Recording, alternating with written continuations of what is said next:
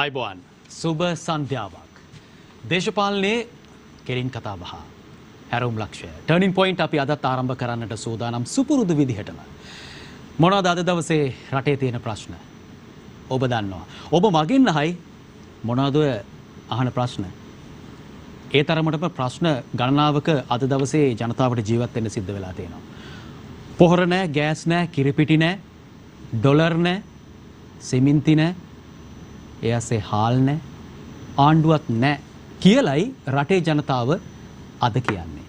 TV එකක් බැලුවොත්, radio එකක් ඇහුවොත්, පත්තර සමාජ ජාල මේ ඕනම දෙයක් බැලුවොත්, දැක්කොත්, ඇහුවොත් මේ හැම දෙයකින්ම ජනතාව ප්‍රශ්න කරන්නේ මෙන්න මේ ප්‍රශ්න. ජනතාව දැඩි ආර්ථික ගැටලුවක අද වෙනකොට ඉන්නවා. ජනතාව මේ ආර්ථික ප්‍රශ්න ඉන්නවා වගේම තමයි රටත් බරපතල ආර්ථික අර්බුදයක ආර්ථිකමය ගැටලුවක ඉන්නවා. ඒ බව අපි හැම කෙනෙක්ම අවබෝධ කරගන්න අවශ්‍යයි.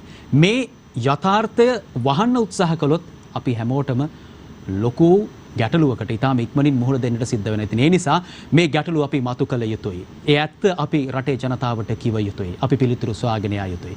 අපි ආර්ථිකය පැත්තෙන් එහෙම ගත්තත් මේ වන විට සෞඛ්‍ය අතින් ගන්නකොට මුළු මහත් ලෝකෙම ප්‍රබලම සෞඛ්‍ය ගැටලුව කොවිඩ් අතින් ගත්තහම අපේ රටේ යම් පාලනයක් සිදු වී තිබෙනවා. විශේෂයෙන්ම සෞඛ්‍යාංශ සහ රජය එන්නත් කරන වැඩපිළිවෙල සාර්ථකව සිදු කරගෙන යනවා.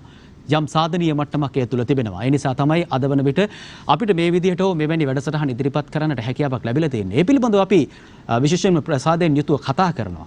නමුත් ගැටලුව වී තිබෙන්නේ මේ වන විට මතුවෙමින් තිබෙන මේ ආර්ථික ගැටලුත් එක්ක අපි කොහෙද නතර වෙන්නේ? කොතනද මේ ප්‍රශ්න වලට උත්තර තියෙන්නේ? මේ උත්තර හොයන්නට අවශ්‍යයි. ඒ පිළිතුරු සොයන්නට තමයි අපි ටර්නින් පොයින්ට් වැඩසටහන ආරම්භ කරලා තියෙන්නේ. එහෙමනම් අදත් අපි ආරම්භ කරමු ටර්නින් පොයින්ට් ප්‍රශ්න ගැන කතා කරමු පිළිතුරු සොයමු. මේ ටර්නින් පොයින්ට්.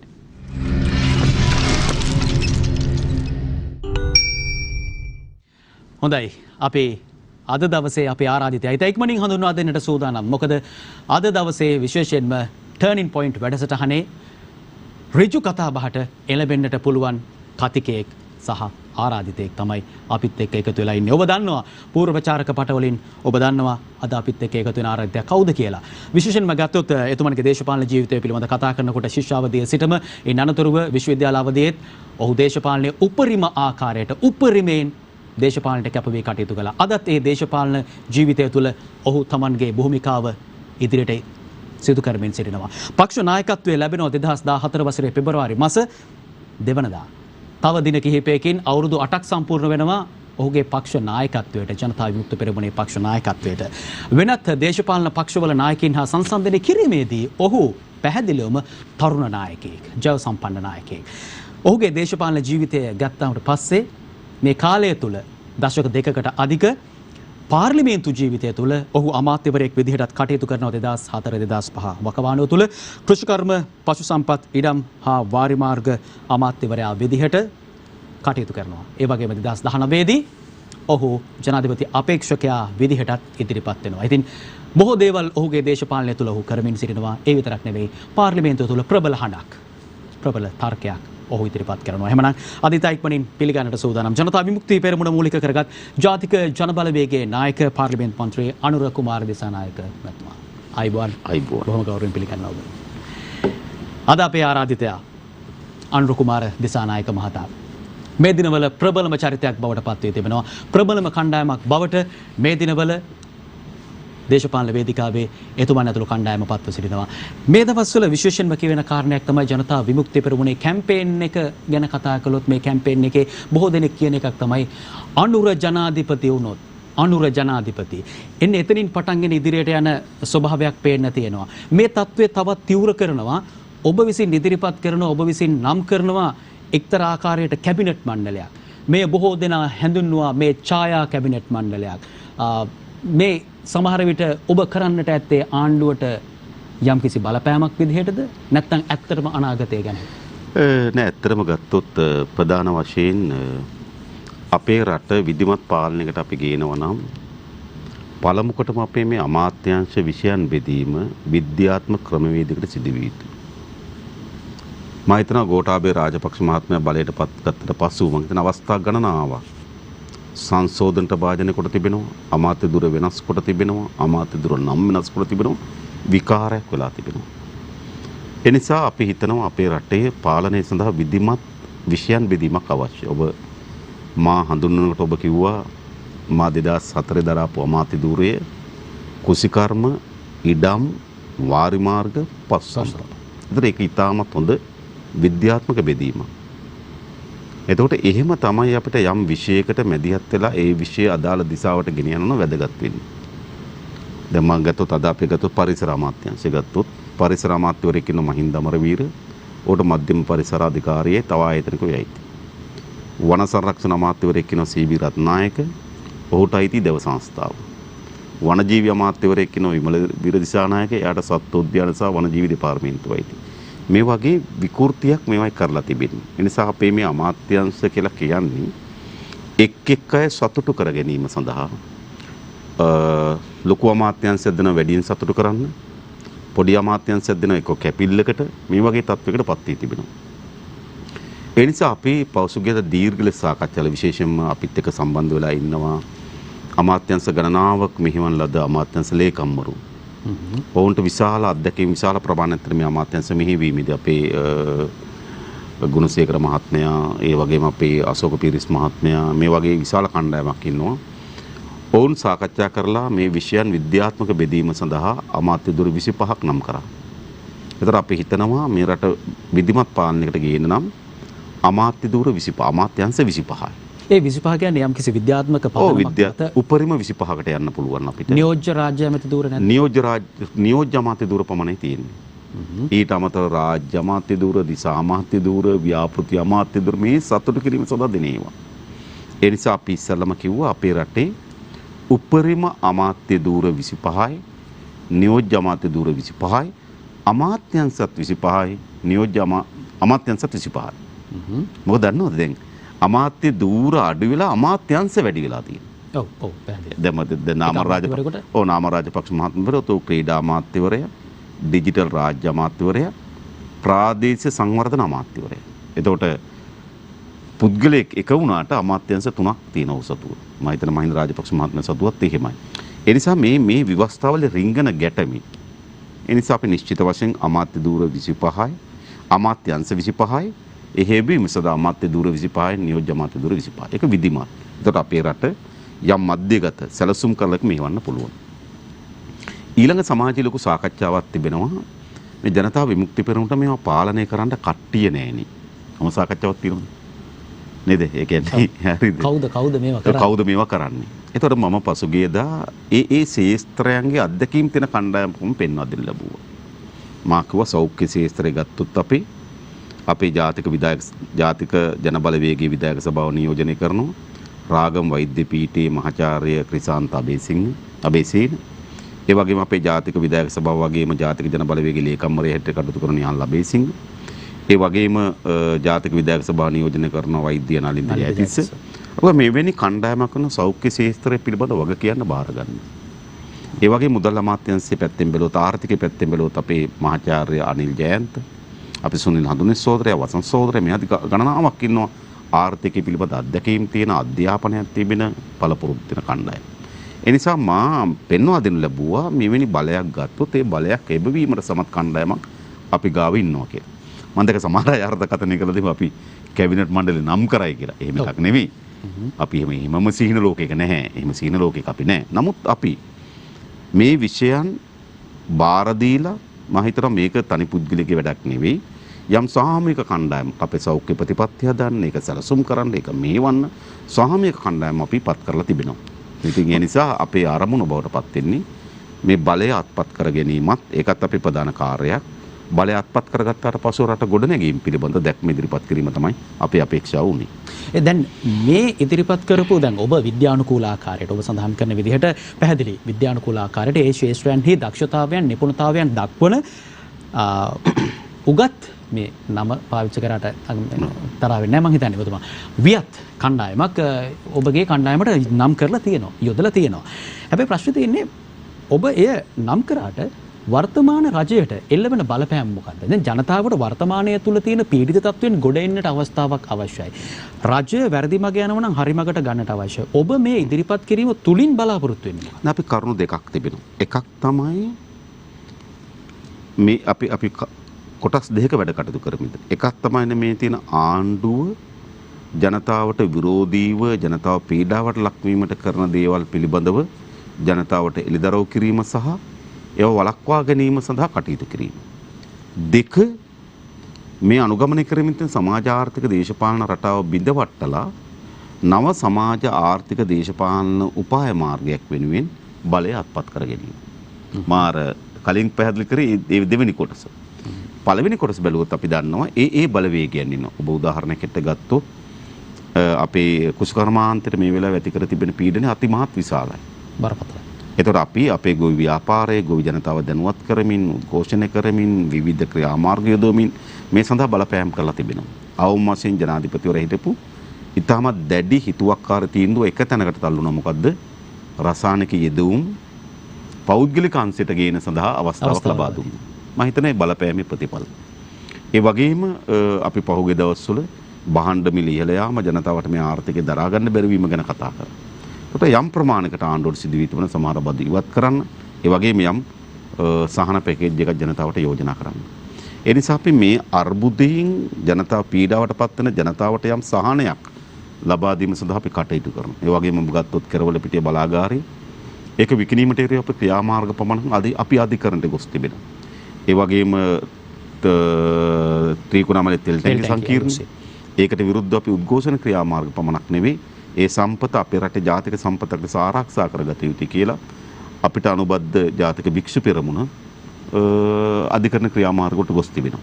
ඒ නිසා මම හිතනවා ආණ්ඩුවට අපි එල්ල කළ හැකි පීඩනය බලපෑම ඔවුන්ගේ හිතුවක්කාරී ජනතාව පීඩාවට පත් වෙන ක්‍රියාමාර්ග වළක්වා ගැනීම සඳහා අපි මැදිහත් වෙන අතර හැබැයි මම හිතනවා ඒවා තවදුරටත් උද්ඝෝෂණ කිරීමෙන් ඔවුන්ට පෙන්වා දීමෙන් ඔවුන්ට බලපෑම් කිරීමෙන් පමණක් මේ ප්‍රශ්නේ විසඳෙන්නේ නැහැ.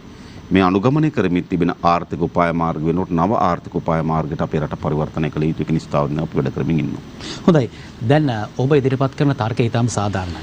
ආණ්ඩුවට යම්කිසි බලපෑමක් යම්කිසි ආකාරයට වැරදි මාර්ගයක යනවා නම් නෑ. හරි මාර්ගයකට යන්නට අවශ්‍යයි. නැතිනම් අපි මේ බලය අපේ යොදනවා.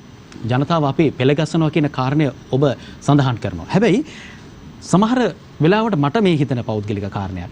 ඔබ කලින් වැටපැන්නා කියලා මට හිතෙනවා. මොකද දැන් පළාත් සභා මැතිවරණය පළාත් පාලන මැතිවරණ මේ හොරු අරන් ගිහිල්ලා වගේ මැතිවරණයක් නැහැ. තව ජාතික මැතිවරණයක් එන්න තව අවුරුදු 3ක්වත් අඩුම වශයෙන් කාලය ගත වෙනවා. ඔබ මේ ඉදිරිපත් කරපු තර්කය සහ ඔබේ මේ න්‍යායන් ඊටම සාර්ථකයි. ජනතාව පිළිගන්නවා. විෂයට අදාළ කෙනෙක් තමයි අමාත්‍ය දුහුරය ලබා ගන්න ඕනේ. මේ අමාත්‍ය දුහුර ගන්න අඩු වෙන්න ඕනේ. ජනතාව මේ පිළිගනි. නමුත් මේ ඉදිරිපත් කරපු කල් වැඩි කියලා හිතෙන්නේ නැද්ද? නෑ විශේෂයෙන්ම මෙහිමයි. අපි ඉස්සරහා අපේ අභියෝගේ ලොකුයි. අපි මේ කිසිසේත්ම අව탁සිරු කළ යුතු නැහැ. මොකද අපිට එරෙහි අපි අභිමුඛව ඉන්න කණ්ඩායමට විශාල මූල්‍ය බලයක් තිබෙනවා. ඒ වගේම විශාල මාධ්‍ය බලයකුත් තිබෙනවා. අපි පිළිගන්න ඕනේ. ඒ වගේම විශාල රාජ්‍ය බලයක් වුන් සතුව තිබෙනවා. එනිසා උන්ට වෙන ප්‍රශ්න නිර්මාණය කළ හැකියි. ඇත්ත ප්‍රශ්නේ යට ගහලා වෙන ප්‍රශ්න ඒගොල්ලන්ට සමාජයට ගෙන යා හැකියි.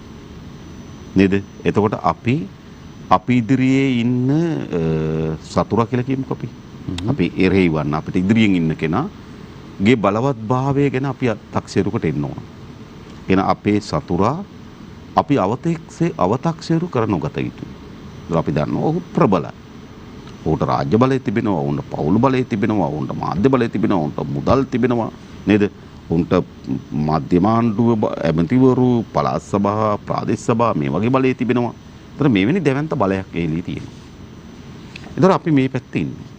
ඒතර අපි එන්න ඕන අපිට එරෙහිවන්නාගේ බලය අපි අව탁සීරු කරන්නත් හොඳ නැහැ. අපේ බලය අපි අධි탁සීරුවට ආයිතුත් නැහැ. ඒතර අපි දන්නවා පසුගිය මැතිවරණයේදී අපේ ඡන්ද ප්‍රමාණය ගැන දන්නවා. අපේ පාර්ලිමේන්තුවේ නියෝජනය ගැන දන්නවා.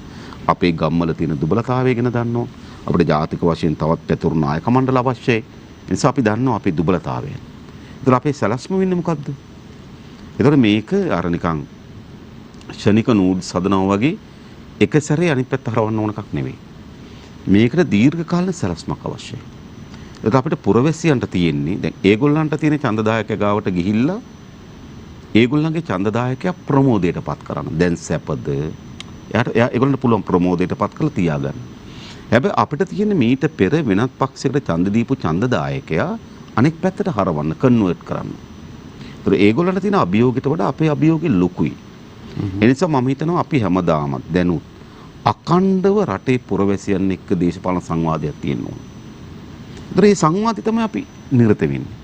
ඒ සංවාදي නිරත වෙනකොට පුරවැසියන්ට අපි ගැන ප්‍රශ්න කීපයක් තියෙනවා. එකක් ඕගොල්ලන්ට බලය ගන්න පුළුවන්ද? අපි පෙන්වන්න ඕන අපිට බලය ගත හැකියි.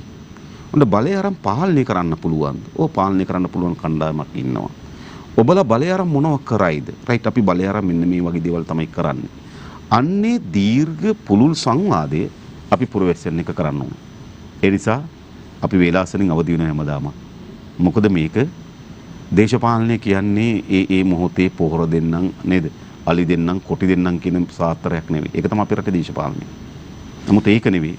ඊට වඩා මේ ජනතාව දැනුමින් දේශපාලනයෙන් සන්නද්ධ කරමින් ඔවුන්ට අවබෝධ කරමින් මේ රට අත්පත් වී තිබෙන ඉරණමත් මේ ඉරණමෙන් ගොඩනැගීම සඳහා තියෙන මාවතත් ඒ මාවත ගොඩනැගීමේදී ඔහුට තියෙන කාර්යභාරයත් කිරීම තමයි අපි වැඩි. ඒ නිසා මම හිතන්නේ දැනුත් අපිට වෙහෙස නොබලා අපි වැඩ කරන්න ඕන.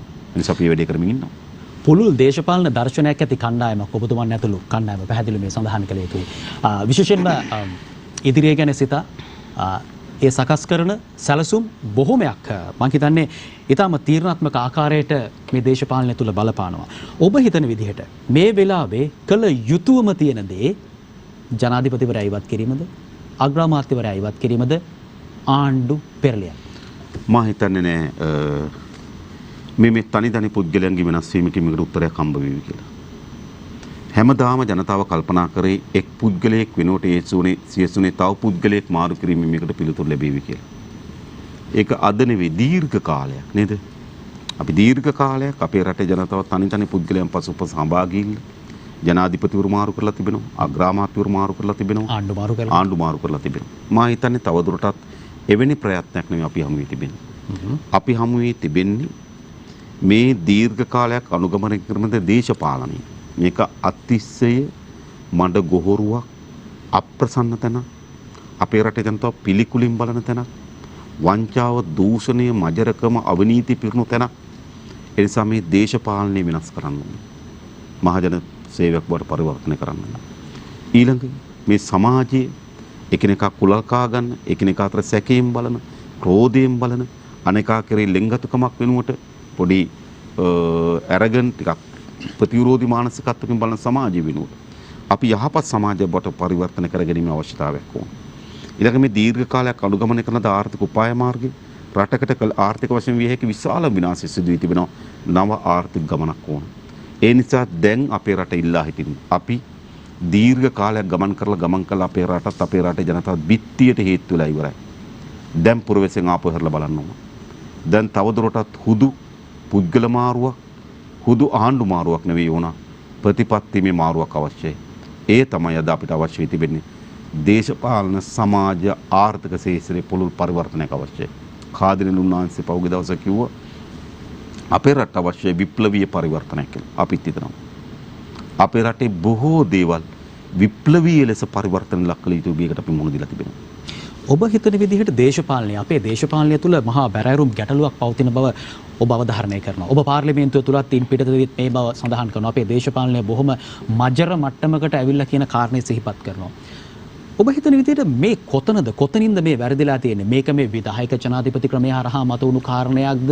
එහෙම නැත්නම් මේ පාර්ලිමේන්තුවට ජනතාව විසින් තෝරාපත් කරගෙන ලබන මහජන නියෝජිතයින්ගේ තියෙන වැරද්දක්ද නැත්නම් රටේ ජනතාවගේ වැරද්දක්ද? මොකද්ද මේ? නෑ විශේෂයෙන්ම අපේ 77න් පසුව අපි අනුගමනය කරන ලද ආර්ථික ප්‍රතිපත්තිය ඒක ඒ වෙලාවේ හිටපු ජනාධිපතිවරුන්ගේ අදහසක් අපි හිතට කිව්වොත් මට මතකයි ජයර් ජයවර්ධන මහත්මයා කිව්වා ඉතිහාසයේ වැඩක් නැහැ ඉතිහාසයේ කන්දද කියලා. ඒකෙන් කියන්නේ මොකක්ද? ඉතිහාසයත් එක්ක ගොඩනැගුණු ඒ ඓන්ද්‍රීය මහ පොළොවත් එක්ක සබඳතාවයක් තිබෙන මිනිස් සමාජයක් වෙනුවට නිකම් පාවෙන හරසුන් සමාජයක් ඇති කියන එක තමයි එතුමගේ අදහස. මොකද මේ නිර්මාණය කරන ආර්ථික ගම උපාය මාර්ගට එවැනි සමාජයක් අවශ්‍යයි. ඔබට මතක තියෙයි ආර් ප්‍රේමදාස මහත්මයා එක වෙලාවකදී කිව්වා ඔහුට ඉංජිනේරුවන් වැඩක් නැහැ. ඔහුගේ වැඩේ කරගන්න පුළුවන් වඩු කාර්මිකයන් හිටියොත් ඇති කියලා. ඒකෙන් කියන්නේ මොකද්ද? මේ සමාජයේ නිර්මාණශීලීන් වැඩක් නැහැ. මේ සමාජයේ අලුත් දේ උකහා ගන්න අය, අලුත් දේ නිර්මාණය කරන අය වැඩක් නැහැ. මේ සමාජයට අවශ්‍ය වෙන්නේ වැඩකරුවන්. තමන්ගේ ශ්‍රමය ඔය කොහෙතන තැනක වපුරන අය. ඒක තමයි මේ සමාජය ඉල්ලුවේ. ඊළඟ චන්ද්‍රිකා කුමාරතුංග මැතිණිය මට මතක එක වෙලාවකදී කිව්වා කලා උපාධි ඉගෙනගෙන සතයක් හම්බ කරන්න බෑ කිව්වා. ඒතර මේ හිටපු ජනාධිපතිවරුන් මේ රට මේ සමාජය ගොඩනැගුවේ. ඒතර ඔවුන්ගේ මේ සමාජය පිළිබඳ ආකල්පය තමයි කෙසේ හෝ මුදල් හම්බ කර ගැනීම. අපේ සමාජයේ වටිනාකම් ඉස්සර තිබුණේ කොතනද? ඒ වටිනාකම් මැන්නේ ඔහුගේ ගුණයහපත් භාවය, ඔහු මොන වගේ පුරවැසියක්ද කියන සාධකේ, ඔහු මොනතරම් ප්‍රමාණයකට සමාජයට දායක වෙනවද කියන සාධකේ තමයි. අද වටිනාකම් බවට පත් වෙලා තිබුණේ ඔහුගේ ඇඟිලි මුදු කොච්චර ප්‍රමාණයක් තිබෙනවද? ඔහුගේ බේස්ලට් එක කොච්චර ලොකුද? ඔහුගේ බෙල්ලේ චේන් එක කොච්චර ලොකුද? ඔහු පාවිච්චි කරන වාහනේ කොච්චර ලොකුද? ඔහු කොච්චර ධන උපයාගෙන තිනවද කියන සාධකේ තමයි අද වටිනාකම් බවට පත් වී තිබෙන්නේ. ඒ නිසා අපේ රටේ සමාජය නිර්මාණය වුණා බල්ලු මරලා හරි සල්ලි උපයාගත යුතුයි කියන සංකල්පයක් නිර්මාණය වුණා. මුදල තමයි මූලික වටිනාකම හඹාගෙන සමාජයක් නිර්මාණය කරන්නේ. හැම කෙනාම තරඟයට දැම්මා. දරුවෝ තරඟයට දැම්මා. සමාජය තරඟයට දැම්මා. තරඟයට දාලා මොකද උනේ? සල්ලි හඹාගෙන සමාජයක් නිර්මාණය වුණා. මා කියන්නේ සල්ලි නැතුව ජීවත් වෙන කෙනෙක් නෙවෙයි. හැබැයි ඒ ප්‍රමුඛ කරගත්තු සමාජයක් නිර්මාණය වුණා. ඉතින් ඊට සාපේක්ෂ දේශපාලක නිර්මාණය වුණා. ඉතිහාසය අපි දන්නවා. තමන්ගේ ඉඩකඩම් විකුණලා ඔවුන්ගේ ප්‍රභූත්වය වෙනුවෙන් ඔවුන් දේශපාලනයට ආවා. ප්‍රභූත්වය. ඔහුට ඉඩකඩම් තිබෙනවා. ඔහුට දේපල තිබෙනවා. හැබැයි ඔහුට ගරු නාමයක් ඕන. ඒ වෙනුවෙන් ඔවුන් දේශපාලනය තෝරාගත්තා. සමහර අය අපි අහලා තියෙන තමන්ගේ දේපල තමන් මහා බාරකාරයට පවරලා තමයි ඔවුන් මිය ගොස් තිබෙන්නේ. තමන් එක්රැස් කරගත්තු දේපල. හැබැයි ඒ වෙනුවට නිර්මාණ වුණා කෙසේ හෝ දේපල උපයා ගන්න මහා ධනෙ එක්රැස් කරගෙන දේශපාලන සංස්කෘතියක් නිර්මාණය වුණා. ඉතින් ඒ දේශපාලන සංස්කෘතිය මෙහෙම තමයි. රටට ව්‍යාපෘතියක් කෙනෙකුට ඒ ව්‍යාපෘතිය රටට ඵලදායීතාවය තියනවද කියනකට වඩා කල්පනා කරන්නේ Tamanට කමිෂන් එක කොච්චරක් ලැබෙනවද? මත්තල ගුවන්තොටුපළ ඉදි කරනකොට ඒකට අපි දීර්ඝ කාලන අපිට කොච්චර වැදගත්ද කියන සාධකයට වඩා කල්පනා කරන Tamanට අල්ලස කොච්චර ලැබෙනවද? හම්බන්තොට වරාය නිර්මාණය කරනකොට ඒ රට අපේ රටේ ආර්ථිකයට කොච්චර සේවයක් කරයිද කවදා කරයිද? වැදගත් ඒකයි. හම්බන්තොට වරායට තව අවුරුදු 10කින් නැවෙවිල වැඩක් නෑ. හරිද? අපි ආයෝජනය අපිට සල්ලි ගොඩාක් තිබිලා කෙරුවා නම් කමක් නෑ. අපි ණය අරගෙන කරන්නේ. එහෙනම් ණය අරගෙන අපිට ඒ වෙලාවේ ප්‍රතිලාභ එන්න ඕනේ වගේ. හරිද? ඉතින් අපි මොකද කරලා තිබෙන්නේ? ඒවා අල්ලස. ඒ නිසා අපේ රටේ මුළු දේශපාලන සංස්කෘතියම අල්ලසට ගියා. අද අමාත්‍යවරයෙක් අද පුටුවේ වාඩි වෙන අද කීයක් හම්බ කරනවද කියන සාධකේ මත. ඔබ හිතන්න. මේ කොරෝනා වසංගත තත්ත්වය හිතන්න. කොරෝනා වසංගත තත්ත්වය අපි හැමදෙනාම බියටපත් කරා, ත්‍රාසයටපත් කරා. ලෙඩ එනකොටම අපිට හඳුනා ගන්න බෑ කොතනින් කෙලවර වේද. ඉතාලිය වගේ අපිට වාර්තා ඉදිරිපත් කරා මිනිස්සු දහස් ගණන් මැරෙනවා. ඒක වෛද්‍යවරයෙක් ප්‍රකාශ කළා තිබුණා. මේ මොනතරම් බීසණුද කියනවනම් මේ බීසණුභාවයේ දැනගෙන ඉන්න කවුරුවත් ජනේලෙ ඔළුව දාලා බලන්නේ නැහැ කියලා කිව්වා. හරි ඒ තරම් තත්ත්වයක් නිර්මාණය කරලා තිබුණා. හැබැයි ඒ වෙලාවේදීත් නිරෝධායනෙන් හොරකම් කරනවනම් විදේශ ශ්‍රමිකයන් ගෙන්නීමේදී හොරකම් කරනවනම් ඇන්ටිජන් ඖෂධ මේ අවශ්‍ය උපකරණ ගෙන්නීමේදී හොරකම් කරනවනම් මොන දේශපාලනයද තියෙන්නේ? මේ විශාල ගොවි ජනතාව විශාල ඛේදවාචක ලක් වී තිබෙනවා. මේ කාලේ සාමාන්‍යයෙන් ගත්තොත් කුඹරට සති 3 මාසෙ පිරෙනකොට නිල්ල ගහන කුඹර දිහා ගිහිල්ලා බලලා ගොවි ජනතාව සතුටු වෙනවා. අද පඳුරු නැතුව වේලෙන පඳුරු ගහන්නේ කනාටු වෙච්ච ගොවියෙක් ඉන්නවා. ගොවි ජනතාව ගොවිම දිහා බලලා හූල්ලනවා. හැබැයි ඒ අතර නැනෝ පොහොර ගෙනකොට හොරකම් කරනවා. හරිද? ඒ අතර චීනෙන් පොහොර ගෙනකොට වංචාවක් හේදෙනවා. ඉතින් ඔබ හිතනවද මේ කොහොමද මේ සමාජ නිර්මාණය වුනේ? කුසකර්ම අමාත්‍යවරයාගේ ප්‍රධාන කාර්යභාරයක් බවට පත් වෙනකොට එම පොහොර ගොවි ජනතාවට ලබා දෙන්නේ. හැබැයි ඉන්දියාවෙන් පොහොර ගෙන්නීමේදී නේද? අද තා පැහැදිලි. දත් එක්ක ඉදිරිපත් කරන්න පුළුවන්. සිදු වී තිබෙන දේ. ඒ නිසා මම මේ කියන්න හදන්නේ මොකද්ද? මේ දේශපාලනේ මෙතෙන්ට ගිහින් තියෙනවා. ඉතින් මේ දේශපාලන ඉදිරි ගමනේ මේ ප්‍රතිඵල ඇර ඔබ නැවතත් මේ රටේ පුරවැසියන් මේ දේශපාලන ගමනම යන්න කල්පනා කරන්නේ. මේ නායකයන් මේ දේශපාලන සංස්කෘතියත් එක්කම නම් ඉස්සරහට යන්න කල්පනා කරන්නේ මේ ප්‍රතිඵලම තමයි. ඔබතුමා හිතන විදිහට කොතනින්ද මේ සිස්ටම් චේන්ජ් එකක් ගැනද මේ කතා කරන්නේ? දැන් මේ සිස්ටම් එකම චේන්ජ් වෙන්න ඕනේ. මේ වෙනස් වීම කොතනින්ද ආරම්භ වෙන්න ඕනේ? එහෙමනම් හරි. ජනාධිපති ක්‍රමය වෙන්න පුළුවන්, නැත්නම් ඡන්ද ක්‍රමය වෙන්න පුළුවන්, නැත්නම් ජනතාව වෙනස් වෙන්න ඕනේ, මේ පාලනය කරන උදවිය වෙනස් වෙන්න ඕනේ. කොහොමද? ඔබ කියන්නේ කොතනින්ද එහෙනම් මේ වෙනස වෙන්න ඕනේ? කොතනද ලොකුම වැරද්ද? එක දේශපාලකයා. එන දේශපාලක වෙනස් වෙන්න ඕනේ. ඔහුගේ ආකල්ප අපේ රටේ මම ඔබට කියන්න. පළමු කොටම අපේ රටේ දේශපාලනය අද මේ ව්‍යාපාරයක් බවට පත් වී තිබෙනවා. අපේ රටේ සෑම ව්‍යාපාරයක්ම අනාරක්ෂිත වෙනකොට ආරක්ෂිතම ව්‍යාපාරය. ෂුවර් ෂොට් නේද නිකන්. සාමාන්‍ය වචනින් ප්‍රතිලාභ ෂුවර් ව්‍යාපාරය බවට පත් වෙලා තියෙන මොකද දේශපාලන. දැන් කොවිඩ් වසංගත තත්ත්වයට සෑම ව්‍යාපාරයක්ම කඩා වැටෙනකොට කොවිඩ් වසංගත තත්ත්වයේ ප්‍රතිලාභ ගෙනින ව්‍යාපාරය බවට පත් වෙන දේශපාලකයට. පොහොර නැතුව කුඹුරු විශාල ලෙස විනාශ වෙනකොට ඒ විනාශය ප්‍රතිලාභ ගෙනින ව්‍යාපෘතියක් බවට පත් වෙන දේශපාලකයට. ඒ නිසා මේ දේශපාලනය වෙනස් වෙන්න ඕන එක. එක එතන තියෙන ප්‍රශ්නේ. මොකද මේ දේශපාලකයා යමක යෙදෙනවා නම් අමාත්‍යවරයාට වංචාවක යෙදෙන්න බෑ ලේකම්වරයා දන්නේ නැතුව. ඇමතිවරයා යමක් කරන ලේකම්වරයා දන්නේ. ලේකම්වරයා යමක් කරන අතිරේක ලේකම්වරයා දන්නේ. අතිරේක ලේකම්වරයා යමක් කරනකොට නියෝජ්‍ය ලේකම්වරයා දන්නවා. නියෝජ්‍ය ලේකම්වරයා යමක් කරනකොට අධ්‍යක්ෂකවරයා දන්නවා. අධ්‍යක්ෂකවරයා යමක් කරනකොට නියෝජ්‍ය අධ්‍යක්ෂකවරයා දන්නවා. නියෝජ්‍ය අධ්‍යක්ෂකවරයා යමක් කරනකොට ප්‍රධාන ලිපිකරු දන්නවා. ප්‍රධාන ලිපිකරු යමක් කරනකොට ලිපිකරු දන්නවා. ලිපිකරු යමක් කරනකොට මුරකරු දන්නවා. ඒ නිසා මේ උඩ ඉඳන් මේ ජාලේ පහළට ගලාගෙන යනවා. ඒ නිසා එතන බින්දින්න මා මේ කියන්නේ ලිපිකරු කාප්සිට කොල කරලා යන එක නෙවෙයි. පොලිසිය මහත්තයා පාරේ ට්‍රැෆික් රාළම කීයක් හරි ගන්න එක ගැන නෙවෙයි. මේ අපේ රටේ පාලන අධිකාරිය දූෂිත වෙලා තිබෙනවා. ඒක තමයි බරපතල. මේ පුරවැසියන් බස් එකේ ටිකට් කොන්දොස්තර මහත්තයා ඉතුරු සල්ලි දෙන්නේ නැති එක හරි. එහෙනම් පුරවැසිය කෝච්චියේ ටිකට් නැතුව යන එක නෙවෙයි ප්‍රශ්නේ. ඒවත් ප්‍රශ්නේ ඒව පස්සේ විසඳන්න ඕන. හැබැයි රටක පාලකයා සහ පාලන අධිකාරිය වංචනිකෙක් වුණාම මේක තමයි රටකට වෙන්නේ. ඉතින් මේක වෙනස් කරන්න පාලකයා පාලන අධිකාරිය අදූෂිත නාස්තිකාරයෙක් වෙන්න ඕන. ඒතර කට්ටිය අහනවා ඒක ඇද්ද කියලා. ඒක ඇද්ද? ඒක මදි. ඒක විතරක් මදි. හැබැයි ඒක අත්‍යවශ්‍යයි. ඒක නැතුව බැරි සාධකයක්. සමහර අය කියනවා ජේවිපිකට පිරිසුදුයි හොරකම් කරන්නේ වංචා කරන්නේ හැබැයි ඒගොල්ලන්ට ඒක විතරක් මදි. අපි දන්න ඒක විතරක් මදි. හැබැයි ඒක නැතුව බැරි සාධකයක්.